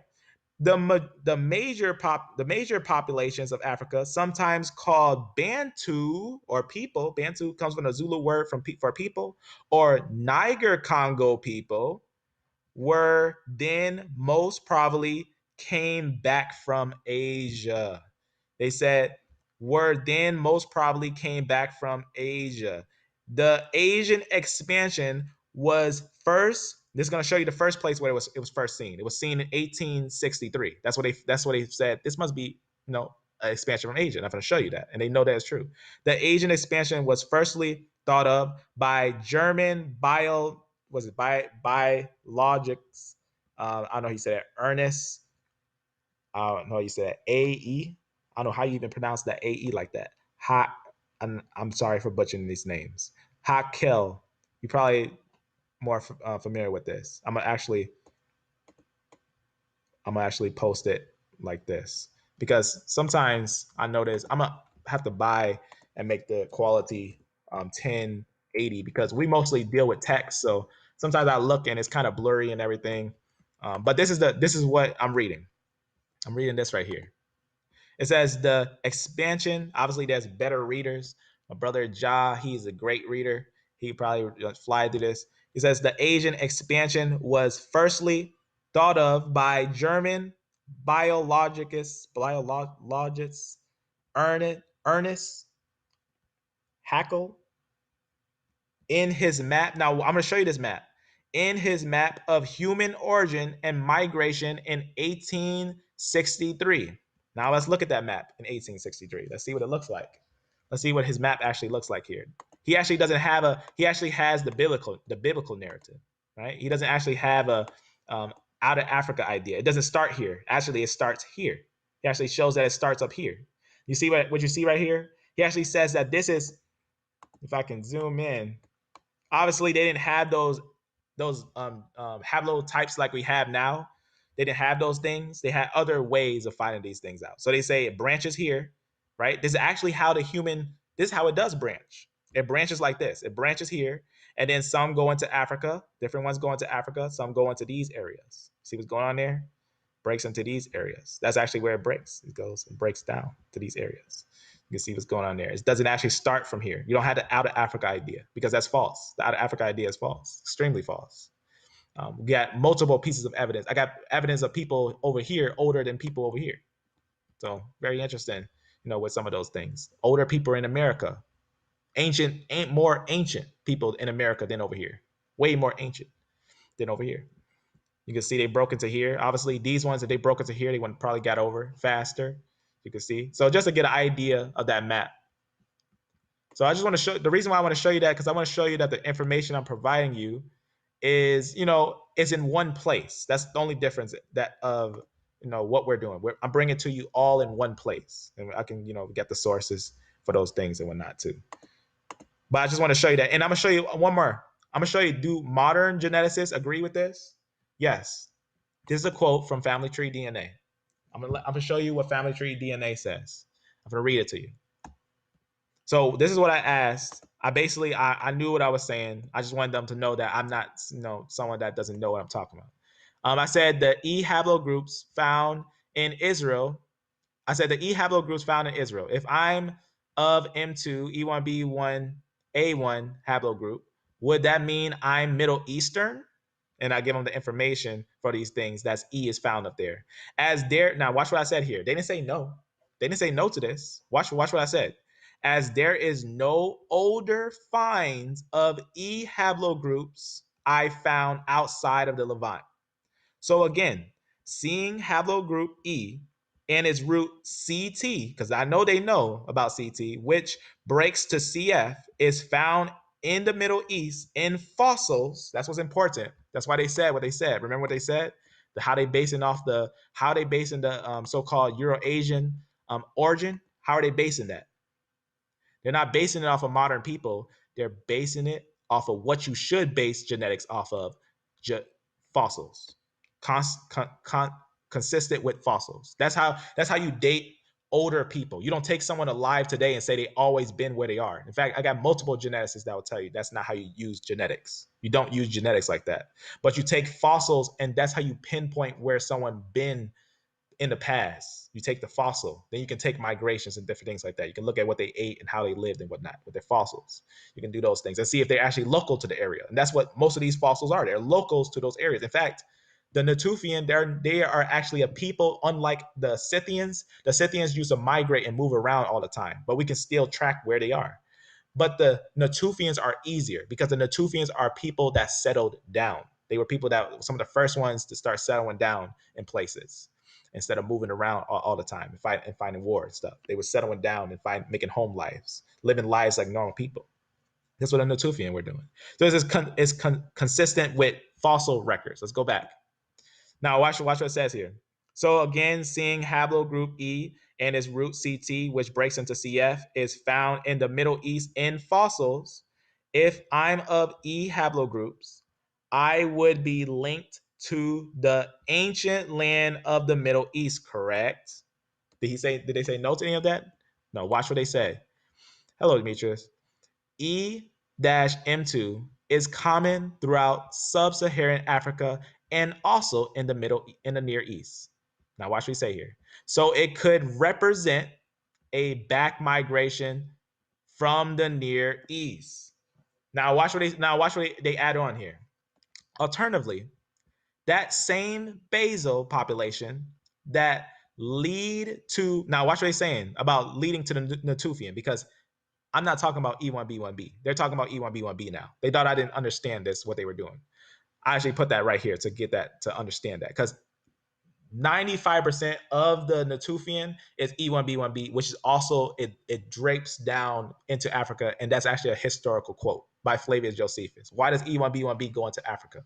Because the land that the Arabs were in, this is recorded by a first century historian, that the land of where the Arabs were, they took Libya and called it Africa after one of the sons of Ephraim, which is actually talked about in the Bible. And that's talked about where David goes to war and he goes the way to Ephraim, and he actually is going the way to the Philistines. And that's another different level. But just for the sake of understanding, let's continue reading. Alternately, that same basal population that led to Natufians could have also remained in Africa. No, it didn't. Why would you say this statement and say they remained in Africa? See what I'm saying there? That makes no sense. But let's keep on going. So obviously that statement right there, why would you say that statement? If they only remained in Africa, why would you say such a statement like this? Because that's a genetic fact. To deny that is lying. To say if they wasn't to say this, they would be lying. If they didn't say that E had potential of going back into Africa from the Near East, they'll be lying. They'll be completely lying. But let's continue reading. Alternatively, that same basal population that led to the Natufians could have also remained in Africa. Now, watch what I say. It is difficult with archaeology, as obviously we don't only have archaeology, we have history, right? They have only archaeology because they work for money. They only do it for money and they look at what they got. They don't look into the history and stuff. It is difficult with archaeology, as we're not always guaranteed a complete picture. That's why you need historical sources. You need historical quotes when you're doing genetics. Don't let anyone just come to you with genetics and say, this is what they say, so this is what it is. No, back it up with a historical find. Back it up with a historical quote so that we can understand what's going on there. So that we can understand why they're there, what's going on, how they got there, if there's evidence of those things, of migrations, anything that's maybe a historian is talking about. So we got that by a historian, the ones in Arabia. That is going to be Flavius Josephus, the complete writings of Flavius Josephus, book 1, chapter 15, right? The complete works of Flavius Josephus, book 1, chapter 15, which, is all it takes is a Google search. You can find it.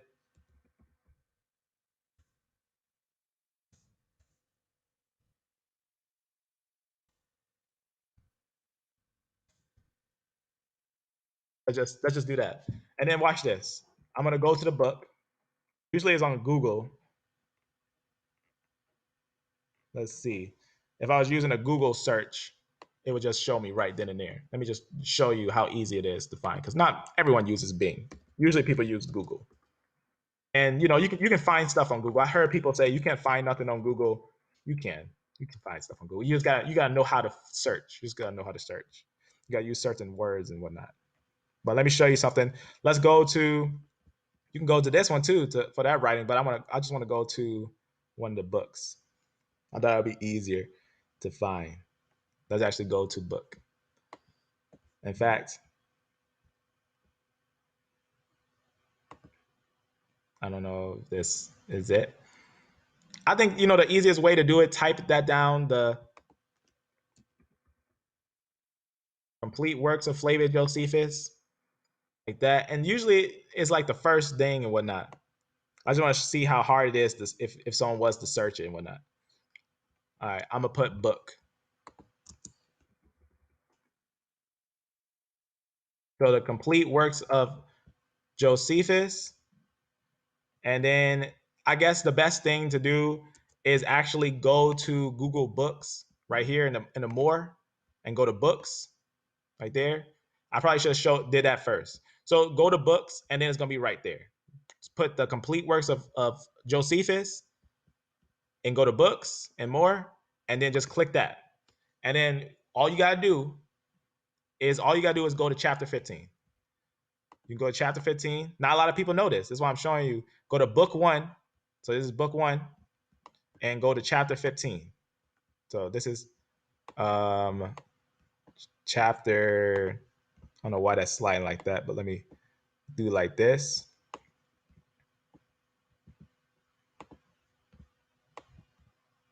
Chapter 3. Let's go a little down. Chapter 8. Chapter 13. That's way too high. Chapter 21. Let's go up to it. There's probably a faster way to scroll, but chapter 12. And let's make sure, because sometimes on a preview, sometimes they'll have it, sometimes they won't have that page because it's a preview. But if you buy it, you know you're going to have it. So chapter 15, here it is. Let's read it. Flavius Josephus, first century historian, chapter 15, book 1, complete writings of Flavius Josephus. You can read it yourself on the historical evidence on what happened. As it says, long story short, some of the sons of Abraham who he had with Keturah, right? He put them in Arabia, right? They went to Arabia the Happy. And at the end of the day, it says it is told about that this Orphrene, which is from one of the sons, a grandson of Abraham, pretty much, long story short, from Ophir. From this Orphrene, he made war against Libya. Where is Libya? Now you got to look at ancient maps for Libya, but you can still see where Libya's today is. So that's Libya. A son of Abraham went against the people of Libya. Let me take away this thing. We don't need that. And then watch what it says here. Because I go over this often, but I just want you to know how you can find it. It says that he made war against Libya and took it, and his grandchildren, when they inhabited, called it from his name Africa. Who was in Africa? The sons of Abraham. And how did they get into Africa? They wiped out the original inhabitants of Africa. They wiped it out. That's what it says. What did they make war against? Libya. And who won? These Arabs. The Arabs won and took Africa. How long ago was that? Way before the first century. Way before the first century. In fact, you see this name right here? I'm going to see if I can find it easy. Otherwise, I'm not going to look right now. I'm going to show you something.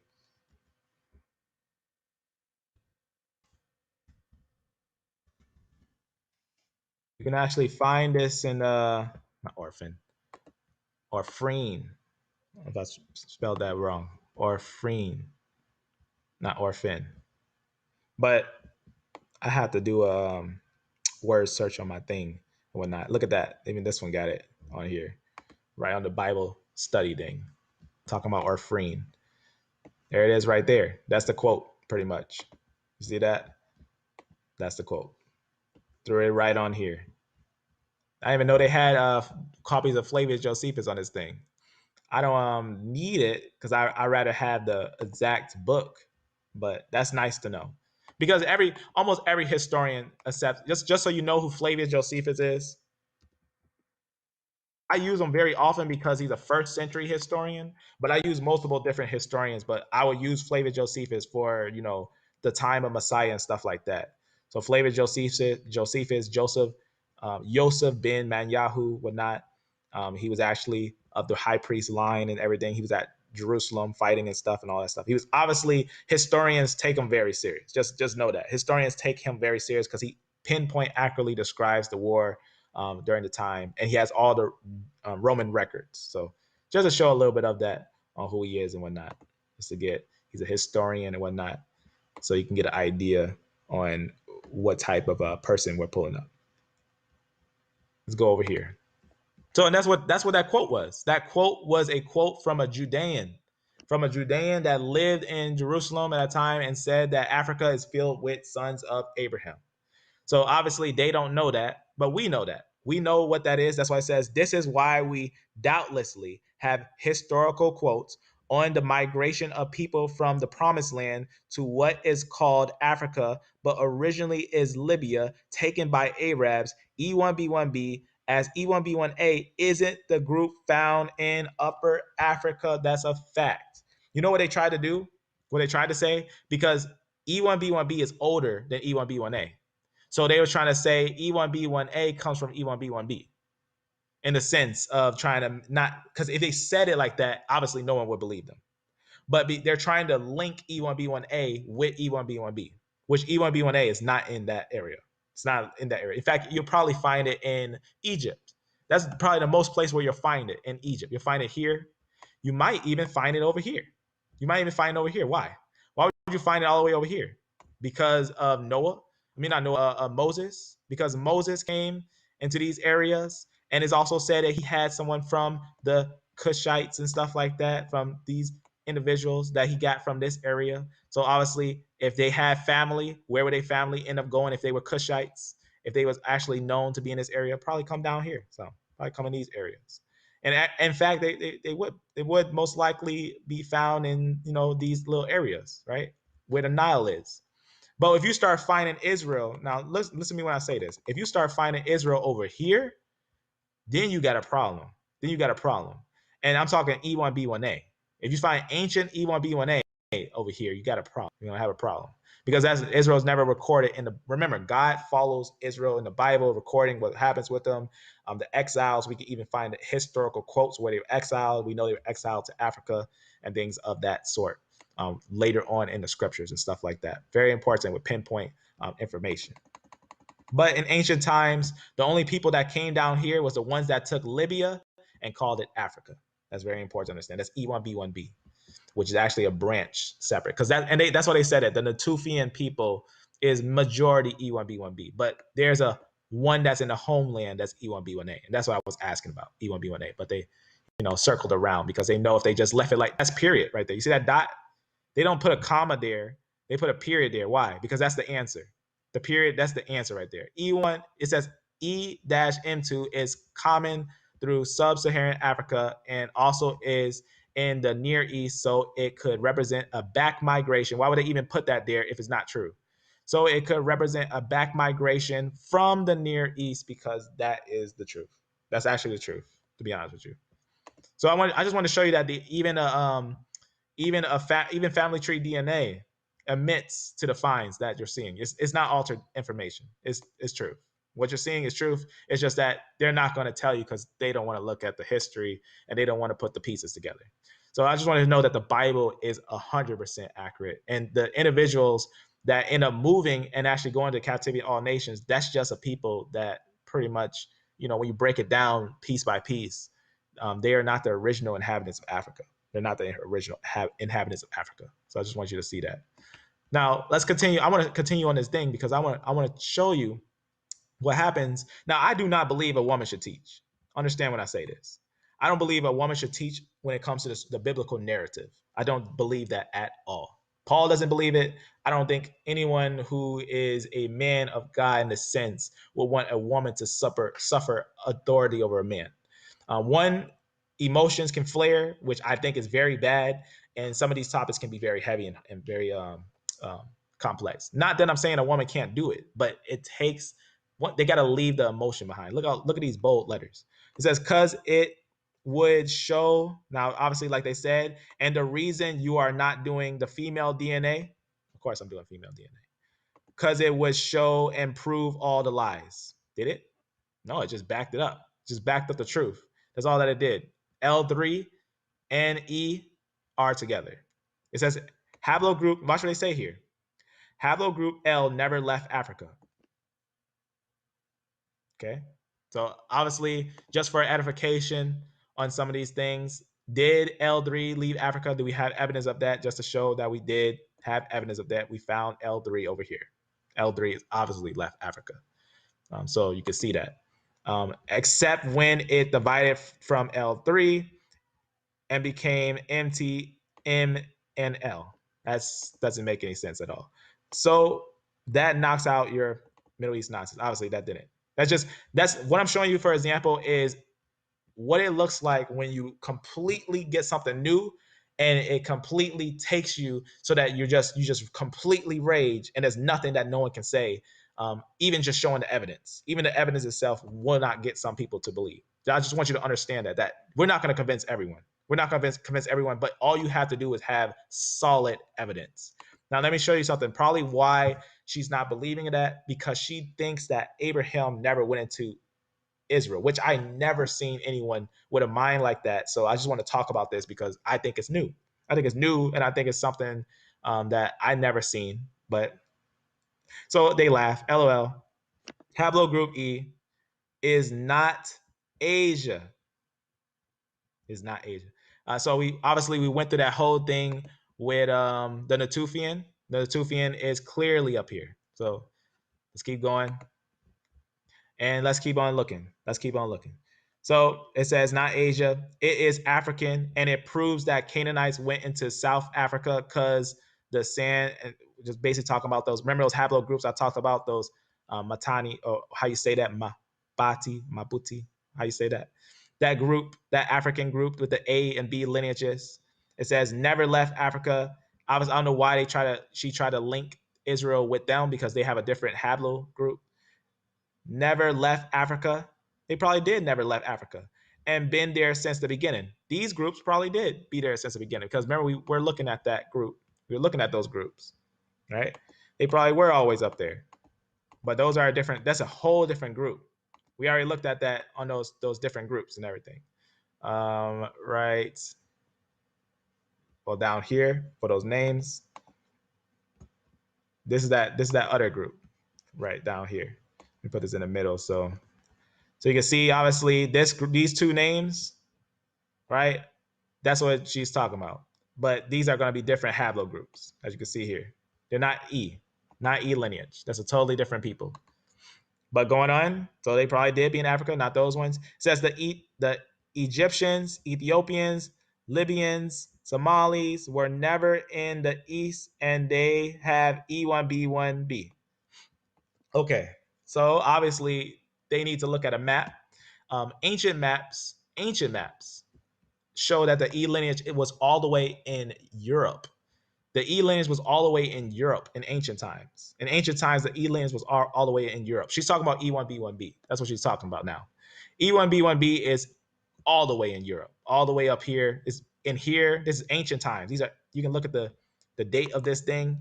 I even got the source for it, so you can see about five. They say about 5,000 BC, 4,000 BC, ancient times, just to get an idea.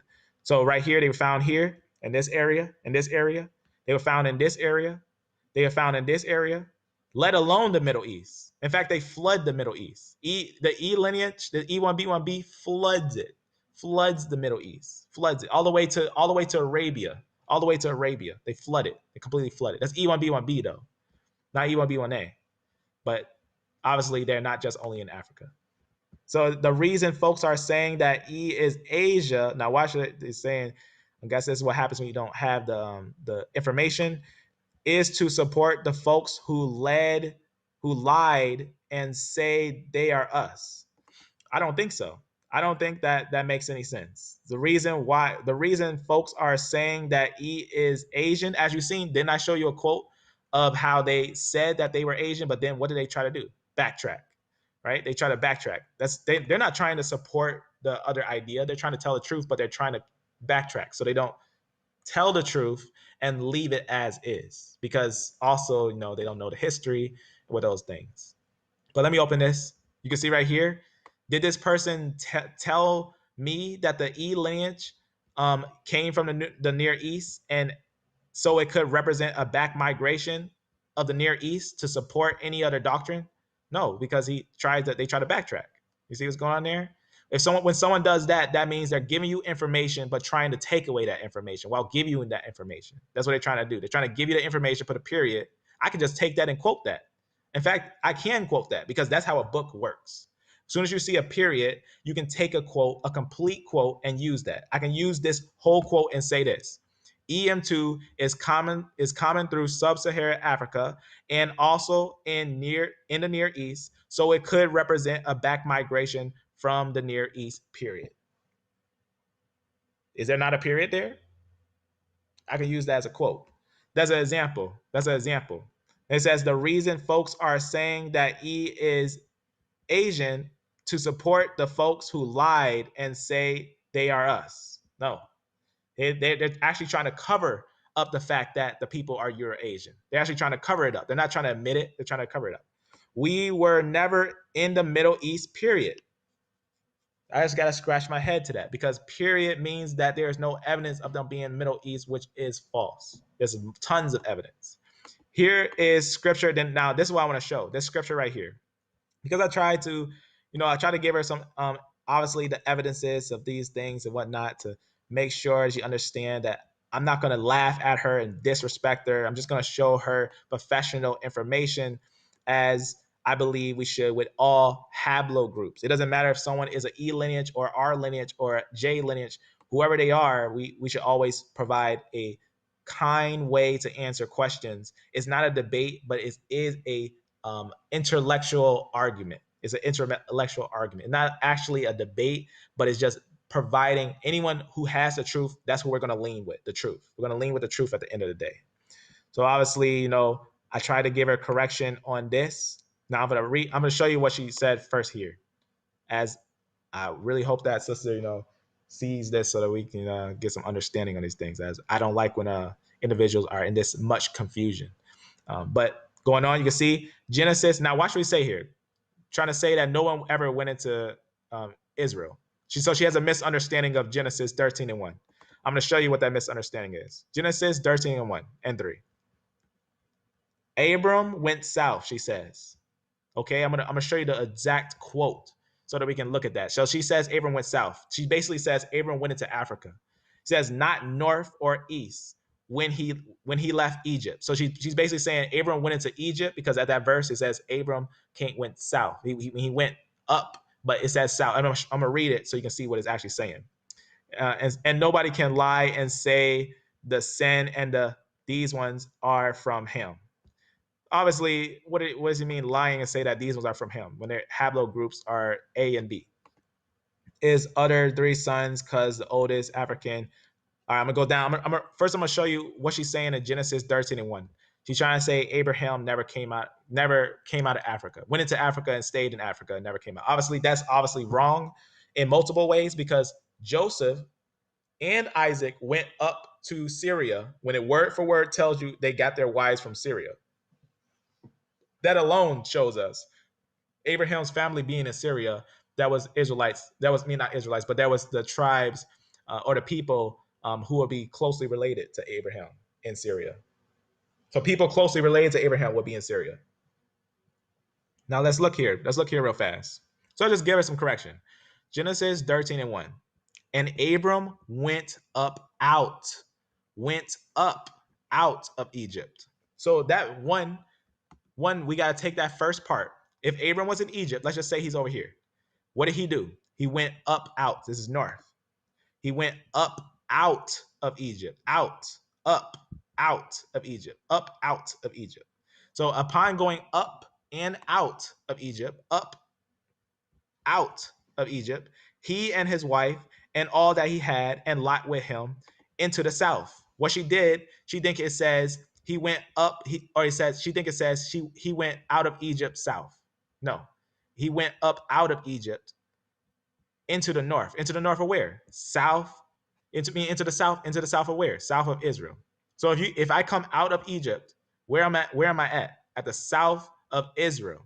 I'm at the south of Israel. So he went up out of Egypt into the south. In fact, we can verify it with other scriptures, other precepts to connect that, because we can't just take one scripture and not understand maps and run with that. 13, we can look at 13:11. It says, then Lot chose him all the plains of Jordan. The plains of Jordan, that's in Israel. Lot journeyed, obviously being related to Abraham, that you have to find these two being related. And Lot journeyed east, and they separated themselves from one another. So Lot went east, right? He went east at the plain of Jordan. And Abram dwelled in the land of Canaan, and Lot dwelled in the plain. You see what's going on there? So the lands of Canaan. Now, if someone tried to say, let's say, for example, they use this. They say, oh, Canaan, the land of Canaan was Africa. Oh, okay, let's figure out what also was in Canaan.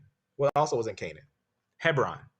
Hebron, so many locations that's located by detail near the Dead Sea, near the Jordan River.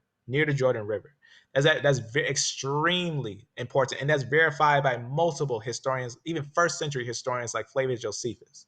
So it's all types of, these locations are verified, and we can actually find the ancient, in fact, we can find the city. We can find Jerusalem, the ruins of Jerusalem, both layers. The Babylonian layer, we can find the Babylonian layer, and we can find the layer with the siege of Rome. We can find both those layers. And actually, there's an interesting video that I want to show on that. Let me actually show that real fast. That I found that I think is important to know about. Let me go to something on here. Right here. And I want you to see this real fast just to get some understanding on the finds that they find there. I'm just going to. Finding this part of the wall in the City of David archaeological site provides a key to understanding the First Temple era of ancient Jerusalem. In the 60s, famous British archaeologist Kathleen Kenyon, just a few meters north of here, uncovered 30-meter section of the same wall. Then she claimed already this is the wall of Jerusalem during the time period. Then, according to Dr. Vukosavovich, about a decade later, Israeli archaeologist Yigal Shilo found another section further south, but a piece of the puzzle remained missing. For a number of years, we attempted to find additional sections of this wall, and we couldn't. So much so that we started doubting the existence of this wall. That brings us to this discovery of two more sections, which clears up the mystery. So now we can conclusively say that, yes, the city of David at least had one massive wall that surrounded the city of David. The wall behind me would have protected the ancient city of Jerusalem for about 200 years, from the 8th century BC until about 587 BC. In 600 BC, the Babylonians besieged the city, which is described in the book of 2 Kings. The Bible says Nebuzaradan came to Jerusalem. He set fire to the temple of the Lord, the royal palace, and all the houses of Jerusalem. Every important building he burned down. The whole Babylonian army under the commander of the imperial guard broke down the walls around Jerusalem. Archaeologists found evidence of that burning just inside the wall. This part apparently wasn't destroyed, possibly because of the steep hill below it. In addition to the wall, archaeologists found artifacts indicating what life was like in the kingdom of Judah in those days. And we found right here where I stand a bulla of a person called Tzafan, which is abbreviation of Tzefania, which we find in the Bible as well. Just a few centimeters away, and we found a Babylonian stamp seal. The jar handles were stamped with rosettes and circles and with Lamelech, belonging to the king. You find a really beautiful wall in so many ways. You touch something, or you walk on something, or you lean against something that you know somebody did the same thing 2,600 years ago. So it's emotional. For now, the excavation continues as archaeologists try to understand how the nearby Gihon Spring and other sites fit together. Julie Stahl, CBN News, the City of David, Jerusalem.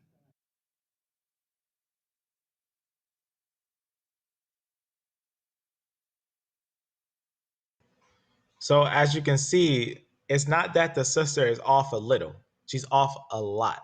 Now, this is an example of what is some things you can possibly deal with when you are actually, even evangelizing or different things like that. I never seen a topic like this, so I guess I just wanted to bring it up if someone else ever seen anything like this. Where does doctrine come from? I never seen nothing like it. I don't have any idea of it.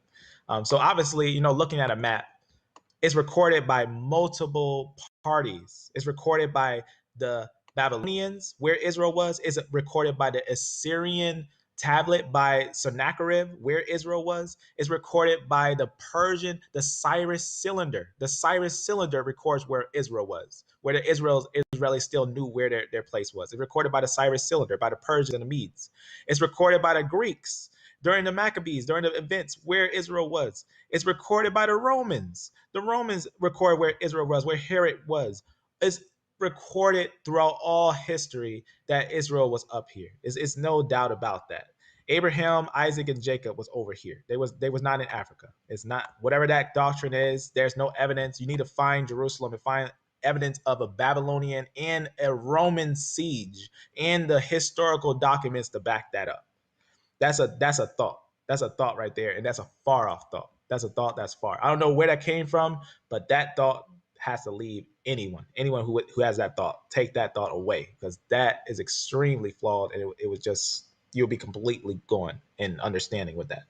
So the reason why I want to show that, I never seen that before. I never seen that before, ever. I never seen anyone say that Abraham, Isaac, and Jacob was not up here. I never heard that before. I never heard it. I heard this before. I heard someone say that Israel was over here, and then there was another place during the time of David that the people was over here. One second.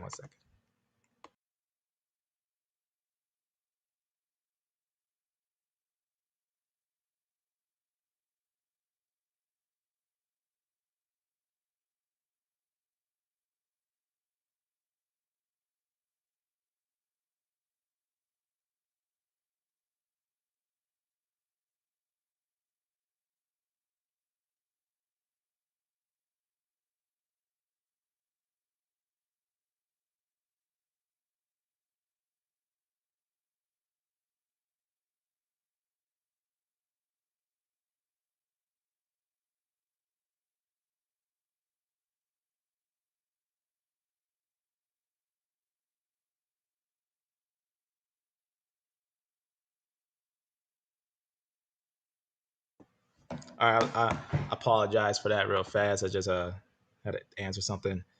So real fast, obviously that's debunked instantly. Now, Israel was surely in Israel. That's even where, you think of the name and stuff like that. So I just want to show you. I never seen that. I never seen that before. I never seen that. I thought it stunned me at first. So I'll just read it. Not north, or that's what you're saying. Hear the script that disproves the line on says Genesis, all this and whatnot to 3. Abraham went south, not north or east when he left Egypt, and nobody can lie and whatnot, all this. And then it says, obviously, Ham's older 3 sons because they are the oldest Africans on Earth, and that's why their DNA is different than the other Africans. Well, they're Hamites. That's why. Jerusalem was always on the continent of Africa. Yeah. See what I'm saying? That's an example of confusion. That is extremely false. That's extremely false.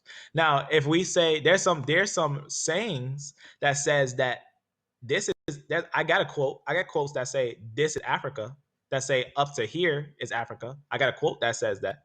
But in the sense of understanding, if we're talking about this location, no, this is not where Jerusalem was. Jerusalem was nowhere down here, and there's no evidence. There's no evidence of Babylon, who's over here, coming down here past Egypt and coming into Africa.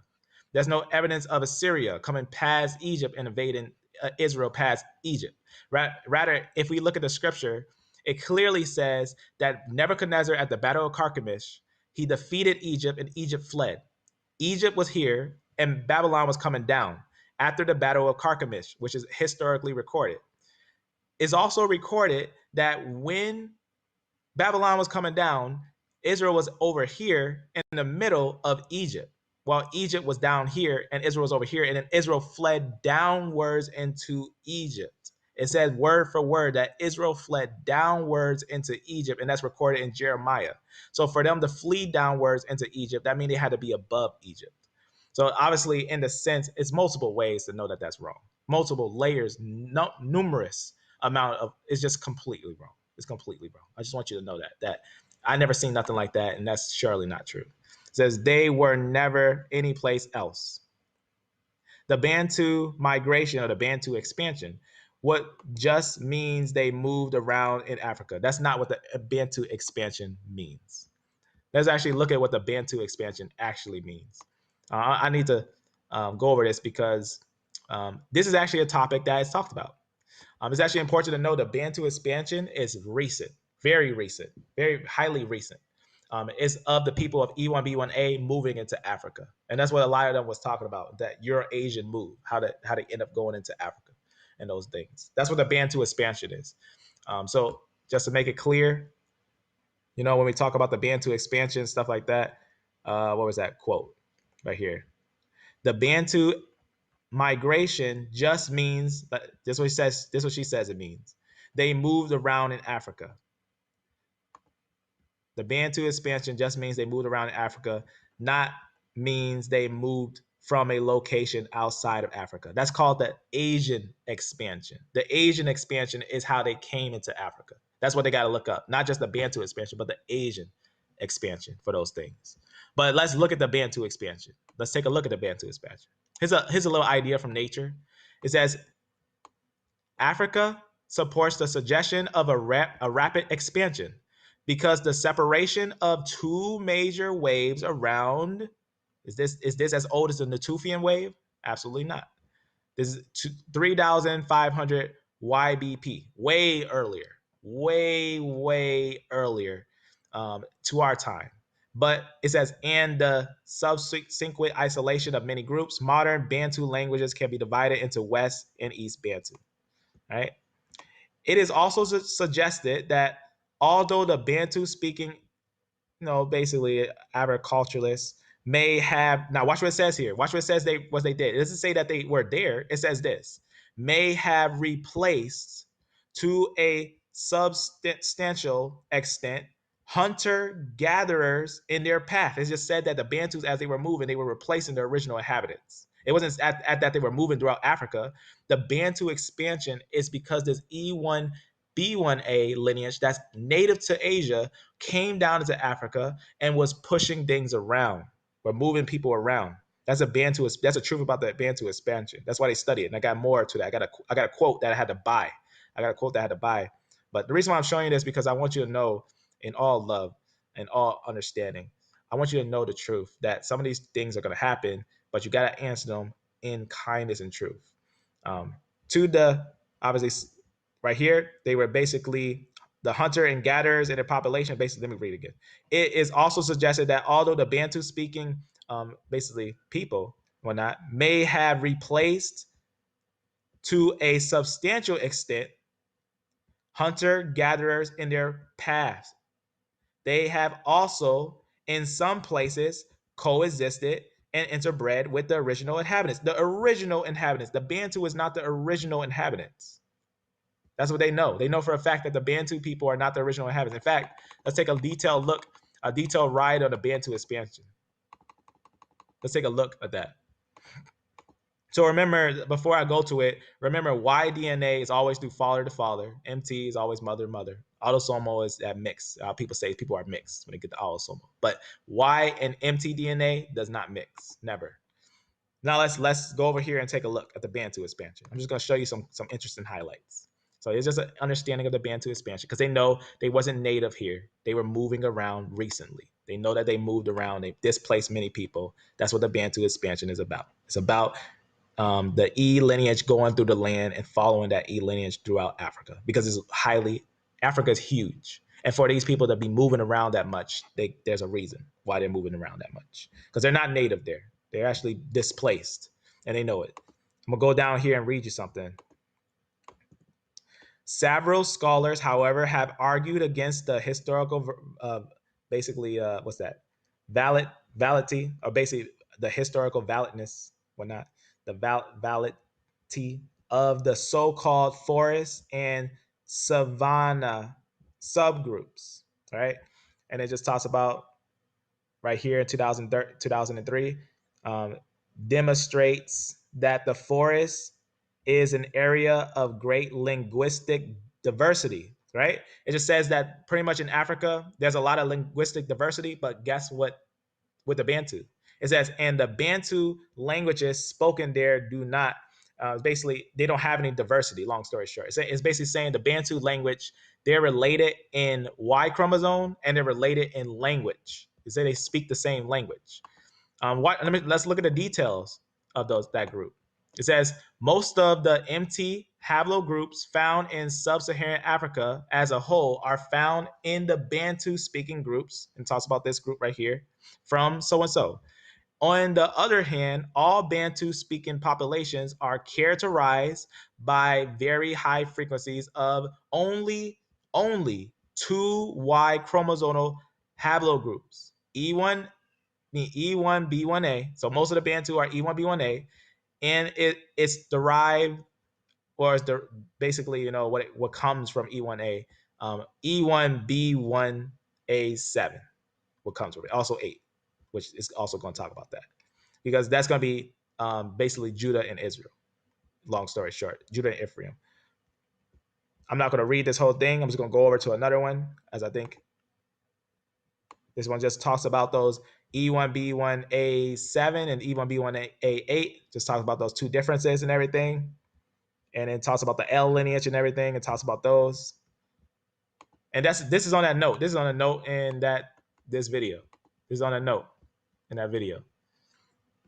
Let's go a little more. The reason why I also think this is interesting, because they only have one Y chromosome. They're so large, but they have only one Y chromosome. You don't see that in the Ashkenazi. You see multiple Y chromosomes. Go look it up. Ashkenazi Y DNA. They don't have one. They don't have one. They have multiple Y DNA. But the Bantu speaking people, they only have E lineage. That's all they have is one lineage.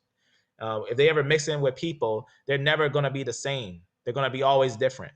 But there's groups that call themselves the same that shouldn't call themselves the same if they were the people of the book in the sense of understanding. But watch what it has here. The contact, let me actually zoom in a little bit. The contact between Bantu speaking groups and hunter-gatherers is suggested to have been largely sex-based. Now, what do you mean sex-based? Watch what it says here.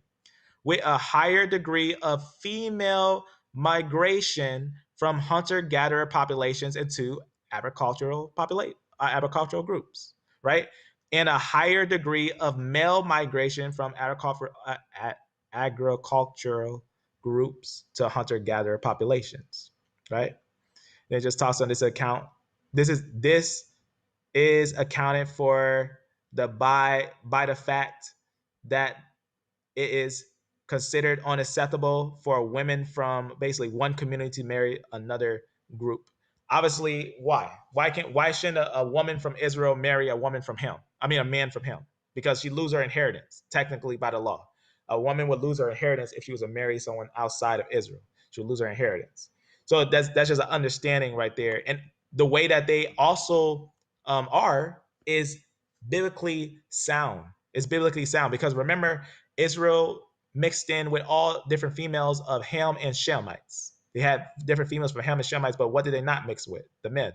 They didn't really mix with the men.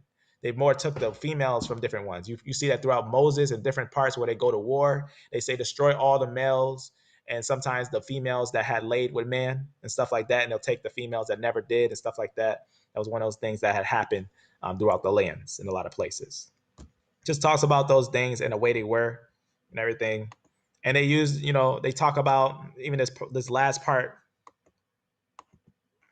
I'll talk about this last part right here. And in this part, I'll talk about these last two parts.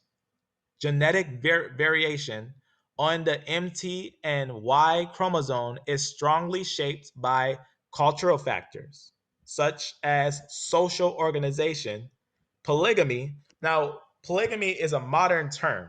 What does polygamy mean? It means a man having multiple wives. Did Israel have multiple wives? Absolutely. David had 8 wives. Solomon, you know how many Solomon had. You know how many different ones had multiple wives. Why? Because the male's line is what blesses the female's line. It doesn't matter what they came from. They're going to be joined in. Once they marry in by the law, they become one with them. They become one with them. That's why it's in a sense of understanding in different ways. When you think of the wife, right? A wife, they'll talk about that. A lot of people say that saying like we are the what's the word I'm looking for? The wife and whatnot. Obviously, that's on levels when you think of that saying, right? It's one of those things of receiving an inheritance. It's receiving an inheritance, right? But what's a greater way to receive an inheritance? By being a son, by being a direct child from the person. Then you get a greater inheritance, not just a marriage inheritance where you can lose it in divorce necessarily, but you can't lose it if you're a child, unless you know, in the sense of being cut off. But obviously being a child is closer. So you see their organization, polygamy, and marriage practices, marital practices, right? Where they learn all these things. It says right here in 1998, it says this leads to basically a higher amount of mixing of mtDNA. Obviously, you have way more female lines. There's different ones like different L's, different L female lines. Sometimes you'll see a U. The U is from the European line. That's going to be a U. Sometimes you see that with them as well. Why? That happened later on with the Portuguese. It says a higher amount of mixing of mtDNA than Y chromosomal lineages, right? Because that's what they would do. They would take the lineages of the MT, but not the male, because the males wouldn't also be joined in, resulting in higher MT diversity. So you can see that's why they have more diversity of females, but it's all E1B1A lineages, all E1B1A lineages. It's one more piece that I wanted to read real fast on this that I thought was fairly interesting. Just this piece right here. It talks about the Bantu people. It says they took in wives from the local groups, but not husbands. So what type of practices is these? That these groups are only taking in the wives, but not the husbands. It's the same practices that the biblical narrative was. While new MT DNA lineages were continuously added to more MT, more female lineages were continuously added to the Bantu gene pool. This is also shown by basically, they look at the lineage and everything and they can see what happened.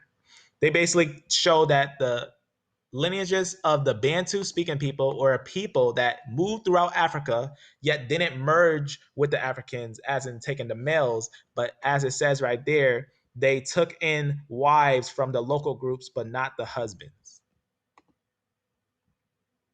Why? Because they're Israel. They were Israel, and in the sense of that, you got to understand they still had the old mentality of the book. A lot of them had the old mentality of the book and how they should be, and we can look at that on a chart.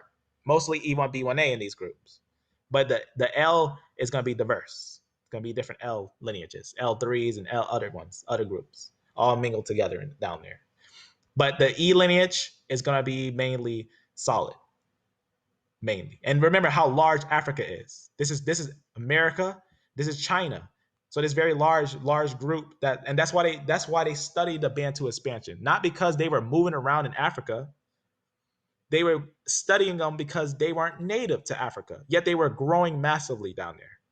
And they were still keeping their practices. So it's one of those things that is more complex than it seems. It's not that simple. It's not just the Bantu migration just means they moved around in Africa. That's not what the Bantu expansion, that's not even why they study it. That's not the reason why. So obviously that does not mean they moved from location inside Africa. So you say right here, not mean they moved from a location outside of Africa. It does. In fact, that's what the Bantu expansion is about. It's about that this group from Eurasia came down into Africa and started taking over Africa and taking in the local wives and moving throughout Africa. In fact, that's what that picture was. That one picture I showed you just earlier, that they was choosing where did they come from, what exactly they came from, and they were displaced. That's how they got there. They were displaced and put there, and that's talked about by Flavius Josephus. Flavius Josephus says it word for word. He says Israel is on the other side of Euphrates while he's living in Rome. He says that they're on the other side of Euphrates. So if he's in Rome, right, if he's standing in Rome, where's the other side of Euphrates of Rome? Right, there's the Euphrates. Here's Rome. He was over here. Euphrates, other side of Euphrates on this side. Because he told us that in Asia and Europe was only the Jews. The Jews were in Asia and Europe, right? Because that's recorded in the book of Acts and all over in the scriptures, that the Jews were up here and over here. The Jews were in here. They were in these different areas, and they was in these areas. And that's recorded by Flavius Josephus, that there's only 2 tribes subject to the Romans in Asia and Europe. There's only 2 tribes in Asia and Europe subject to the Romans. Only 2 tribes. And the other tribes are on the other side of Euphrates until now, he says. In innumerable numbers, he says. It can't be numbered. So that's important to know. That's how we find it. And the same practices, the same everything, all the things, and with the Eurasian lineage. So that's actually what the Bantu expansion is. More complex than just that. Just to make that clear. So obviously, I wanted the sister to come here, but I try to give her all the information and all this stuff, and you're going to continue on until we had that holy conversation. I seek to have a voice-to-voice holy conversation with multiple different people, as I am a very docile person, and I find knowledge increases by the holy conversation. So they said nonsense. Obviously we don't need to look at that. You don't need to look at it. That's the type of things that happen when we don't look at the details of information. But we got to also remember that's also why the Lord wanted men to lead. He wanted men to lead because the information it's not that simple. And not that a woman can't dig deep. In fact, there's probably women more wiser than me that dig deeper into these things, maybe. But we need to understand how it's supposed to be structured. We have to understand how these things are supposed to be structured. We have to have the men step up and start doing the things that they're supposed to do, lest we have continuing on growing more and more men becoming effeminate, which is not good. Not good. But I just want to show you that because I never seen that before. I never seen that concept. So I just want to show you how that was, how that is. So I thought that was very interesting. I thought that was a very interesting thing. They didn't take the men from the nation. That's right. And women didn't take men from other nations. That's right. That's right. That's why the women wouldn't marry other tribes because they know they would technically, in a way, lose their inheritance. They would lose their inheritance. That's why there is in certain Bantu groups. That's right. That's absolutely right. That's where the other L, and that's why I talk about that. That when we look at Ham, Shem, and Japheth, it's a clear split, right? Hamites can never become Japhethnites, and Japhethnites can never become Shemites. But in the female line, there's a blessing. There's a blessing. Every female is blessed by Israel. That's why by Messiah, many are blessed by him. That's why he talks about marriage, uniting with the church and everything. They're being blessed and everything by union, by him, by his line, which is actually a Y chromosome that is actually of the spirit. His Y chromosome is of the spirit because he is the word. He was born through the flesh of the woman Mary. Most likely that would have been L3.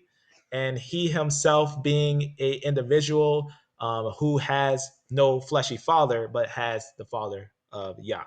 So obviously understanding that concept first and foremost is that salvation comes by faith. But when we look at this genetic information, if we want to get serious on genetic information, we gotta hammer down truth. We gotta hammer down facts and truth. And that's what this information is. As the brother also here said, I'm actually go up real fast. And since we were just talking about L3, let me just show you what that means about why there's different females, right? Because L3 is actually the line of the Shemitic line. That's actually the line of the Shemites. But you have other L's. You have different L's, which also, they're going to be blessed too by the sense of those things. It's also a saying that's said of Edom. Even the Edomite females, a female that would be blood related to Edom, would be blessed because the Lord says himself, he says, leave your fatherless children and your widows and let them rely on me, pretty much. But let me show you something here. So you see this L3? L3 is the lineage of Israel. Then you got these other lineages and different ones here. And you can find them pretty much, here's an idea of their lineage, different lines and stuff. So mostly L3s here. But then you got other lineages going on there. You can see what's going on there. So you can see. So it's going to be different L's, different L1, L0. You see that U? You know that U, where that U is found? Why is that U found? Notice that it's not, Israel doesn't have other letters. Israel doesn't have other letters in females. They have a lot of L's, but they got a U here. Where'd that U come from? Who was born with a U? Who's born from a U? That's going to be those that went through the time of San Tome and Principe. How do we know? Is there any evidence? Absolutely. If we look at the evidence, because remember, they didn't mix with others, and that's how we can find out what happened with them if we ever see something alter in their information. Let me actually show you a quote from Santome y Principe, right? You can see the L3 and the other L's there. So we know this is Israel. We can see right here. You can see there. So you can see these lineages, the L0, L1, L2, L3, L3 right there. And then this is also going to have a certain line. Let me see if it's on here. It's this one right here. Let me see if it's mentioned here. Right there. This one's showing the MT right there. Let me go over because I want to show you the one with that U. Let me go over here. Let's see if it has it right here. If it has that one. This one just talks about the R and everything. I'm just trying to see where it exactly is on here. I have to open up this PDF, but it's on here. It's on here where it talks about the European lineage, which is basically that one, which is from them. And then you have your, obviously, mixing with the R's because of what happened on Santa Fe, Principe. Just to show that a little bit. So actually L, and obviously that's smaller, right? That one right there, that'll be a smaller one, but mostly L's, largely L's is what Israel would have. So, if a female was to get tested and see what she is she wanted to see if she was Israel and whatnot, necessarily what I found is that it's L3, but again, in the sense, and if it was considering of Israel, all the lineages are blessed. All the lineages are blessed.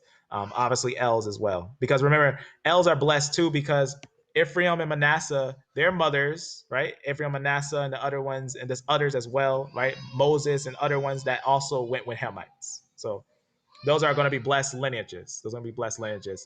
And obviously, any other who's going to be part with the Lord. Now, why didn't the Lord want Israel to mix with other females? Because they would have took in their practices. They didn't want them to mix with other females because they would have took in their traditions and practices. They didn't want them to do that. So it was more about their traditions and practices. That's what it was more about. Now, obviously, just to make it clear, because I know when we start getting on genetics, some feel, I'm stuck in flesh, so I'm not Israel, so I'm not saved. That's not what we're saying. It's not what we're saying. But I want to make it clear that upon studying the truth of the Bible, we got to look at the exact details of these things. These are L's. Let me go up here. So if someone is, let's say someone was a R, right? Let's say a lot of Europeans are R lineages. Let's say someone was an R lineage. Can you be saved?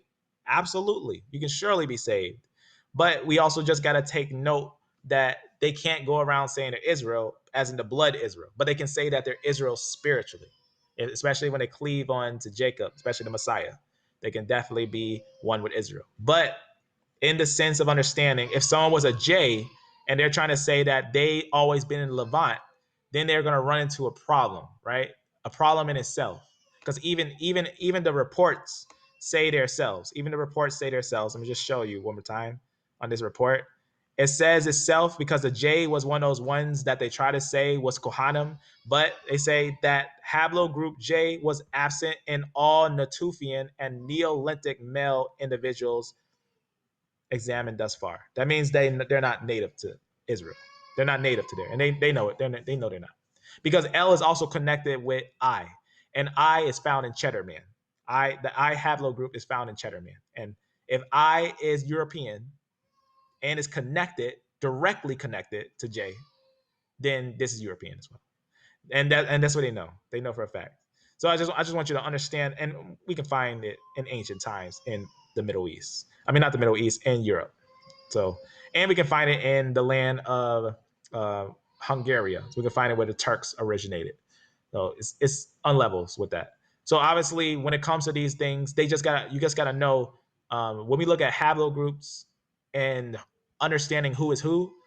It's for understanding of the biblical narrative. That's what it's for. It's really understanding of the biblical narrative and the truth, and for the sake of truth. So that's why we look at these things. So that E group is actually those ones that's found in Israel. Those are the ones that found in Israel, and they started in Asia, and they came down to Africa. And what they call the Bantu expansion is that they came into Africa and they took over the tribes there, taking the women, but destroying the males down there. So they were destroying a lot of them in that land, but they were constantly moving through the area. And it actually started with Ishmael. It started with Ishmael and the Arabs that actually started that, which is recorded by Flavius Josephus. That's why the Natufian lineage reaches down into Africa. It says only the Bantu tribe that seem to have broken the rules is Limba, who joined to men. Yep, that's right. Limba, they have some very interesting stories. A lot of people thought that they were original Jews, the ones that were dark skinned going down there because of J, but we know well enough. Many geneticists know well enough. The J is European. they mixed in with the Berbers that came down there. And the Berbers were just barbaric people. When I say barbaric, that's what they were calling them, barbarians. They came down, right? They swooped down. They came over here. They swooped down these ways and settled over here. There was also another people down here that settled down here with Jay. So people were moving around. It's not hard to move from here to here. It's not hard at all. It's not hard to get from here to here. It's actually, this is a short distance. This right here is as big as this, New Jersey. It's small. It's as big as New Jersey. I want to see New Jersey over here. Oh, right here. This is how big Israel is. So if you're familiar with New Jersey, that's how big that land is. That's how big it is right here. As long as California, right? California, not as long as it is, but stretching out from here to here, from California, from this part right here, from San Francisco to Nevada. That's the distance of Israel. Not that long a distance. So from here to here, there's not that long. Just to get an understanding there. Let me zoom out. Got boys over here going crazy. So you can see how that looks. Not that far of a distance. So it wouldn't be that hard for them to get here to here. It wouldn't be that hard to get from here to here. It wouldn't be that hard. So you can see this. So Israel is going to be this land. That's where we find the Natufian, and that's where we find the E lineage native to these areas. There's no other lineage. Technically, there's absolutely no other lineage that's native to this area besides the E lineage. The E lineage is the one that's native to this area. There's other ones that migrate here, like T and J and stuff like that, but they're not native there. That's not their place where they grew, where we can find their oldest fossils. Most people, older fossils, they're all over these places. But E lineage, that's where we find them, over here. I got to make that touch on a little more on that. Yeah, as in the Bantu show, which was a period, I was Persian, the Medes joined themselves the Bantu. That too. But the J lineage goes a little further back. It goes a little further back. But they did mix because it's also important to know the Assyrians were mixed. They weren't the same as like Ashura. When Ashura was growing, it's mixed in with other nations. And even the Persians, they mixed in with the Medes and the Medes of Mahdi. Those are Japhetic. And then obviously the Babylonians, they're not all Hamites or Shemites. They're actually a mixed company. The Babylonians are all a mixed company. That's what the Babylonians are. And then, obviously Rome and Greece, that's going to be your European nations. And did you know the haplogroup of Greece? The haplogroup of Greece is J. The people of Greece, they had haplogroup J. They had haplogroup J, and that's really interesting. Of ancient Greece, right? When you see Greece right here, well, what is this note? Let me close this. Go down a little bit. On this thing right here, you see Greece right here. Greece isn't on this thing, but you can see J's all over, right? The red arrows are E1, B1, B. This is on a note. This note is in the description in the video we made yesterday. But right here, in these arrows, these are going to be your E1, B1, B. But your red arrows, these are your J. They basically swoop down like this, which is really interesting. They swoop down and settle in these areas, and they settle in these areas, and pretty much they're also known far away over there, and they're also here. Apparently, the Greeks were mainly J, which is very interesting in itself. So the Greeks were mainly J. Very ancient Greece, Neolithic Greece. Neolithic Greece is mainly J. Very interesting. In fact, can I show that? Let me actually open up one of these. I found that very interesting. No, I probably have to type it down, Neolithic Greece. But it's very interesting. It's very interesting. Sorry for the little one in the background there. I don't know why he's whining. But let's see if I can find that one right here. You see what you see right here? You can probably find a little more clear, but it says haplogroup J2B M12 was basically, that's what you find in Greece. So very interesting. How you gonna find Israelite lineages in Greece? Isn't that something? In the Aegean. How do you find such lineages in the Aegean? You know what I'm saying? These are ancient times. These are ancient times. Ancient times. So you see these things. We got some let's see what's going on over there. Also, if you notice here, that E1B1B also went up here.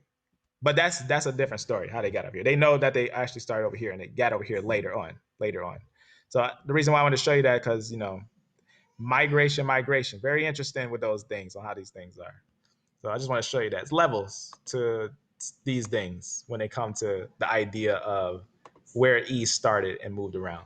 So I just want to answer, go over some of these things and talk about these things, because this is the Bible we're talking about. Why not study the truth about it and the level of its depth, the level of the depth of truth. So we already looked at, the Natufian, how their homeland basically looks just like this. They're on the outside of the Jordan and they're on the inside of the Jordan, but they curve around Sidon, and they stop at the edge of where the Philistines are, go down, and then obviously they're here in these areas. So I think it's really interesting, when examining the evidences of these things and putting it all together and seeing what it all comes down to with these things. So today, just want to take the time and just answer some questions and look at some things and whatnot and get an understanding on these things. Amen. Let's see. So any other questions, family? Otherwise, with that, family, just took the day to just sit and examine what we did so far. In the description, I put the Synthetic Sunday playlist. I'm going to be doing some studying for a minute, so it might not be live for a minute, but not that long. We're going to get right back to it. But y'all willing, we get back to these holy conversations. But I got some meat on the table that I'm want to refine. I was doing some information studies, and I'm going to redo the video on E1B1A without the talking of A00, or I might cut it out, because A00 technically has, in a way, no connection with E1B1A. So besides the fact that they sometimes join in. So that's the story. Why they join in is probably another topic for another day. But in the sense, it kind of doesn't matter, because E1B1A, supposedly every lineage, every haplogroup comes from A00. That's what they say. But again, it could be Adam. It could not be. That would basically mean that everyone comes from E1. Everyone comes from A00. But in the sense, when we had looked at A00, it makes its own lineage. But that's what they say. They say A00 is Adam. So think about that. Think about that concept. So that confused me. Saying that that's Adam. How can that be Adam?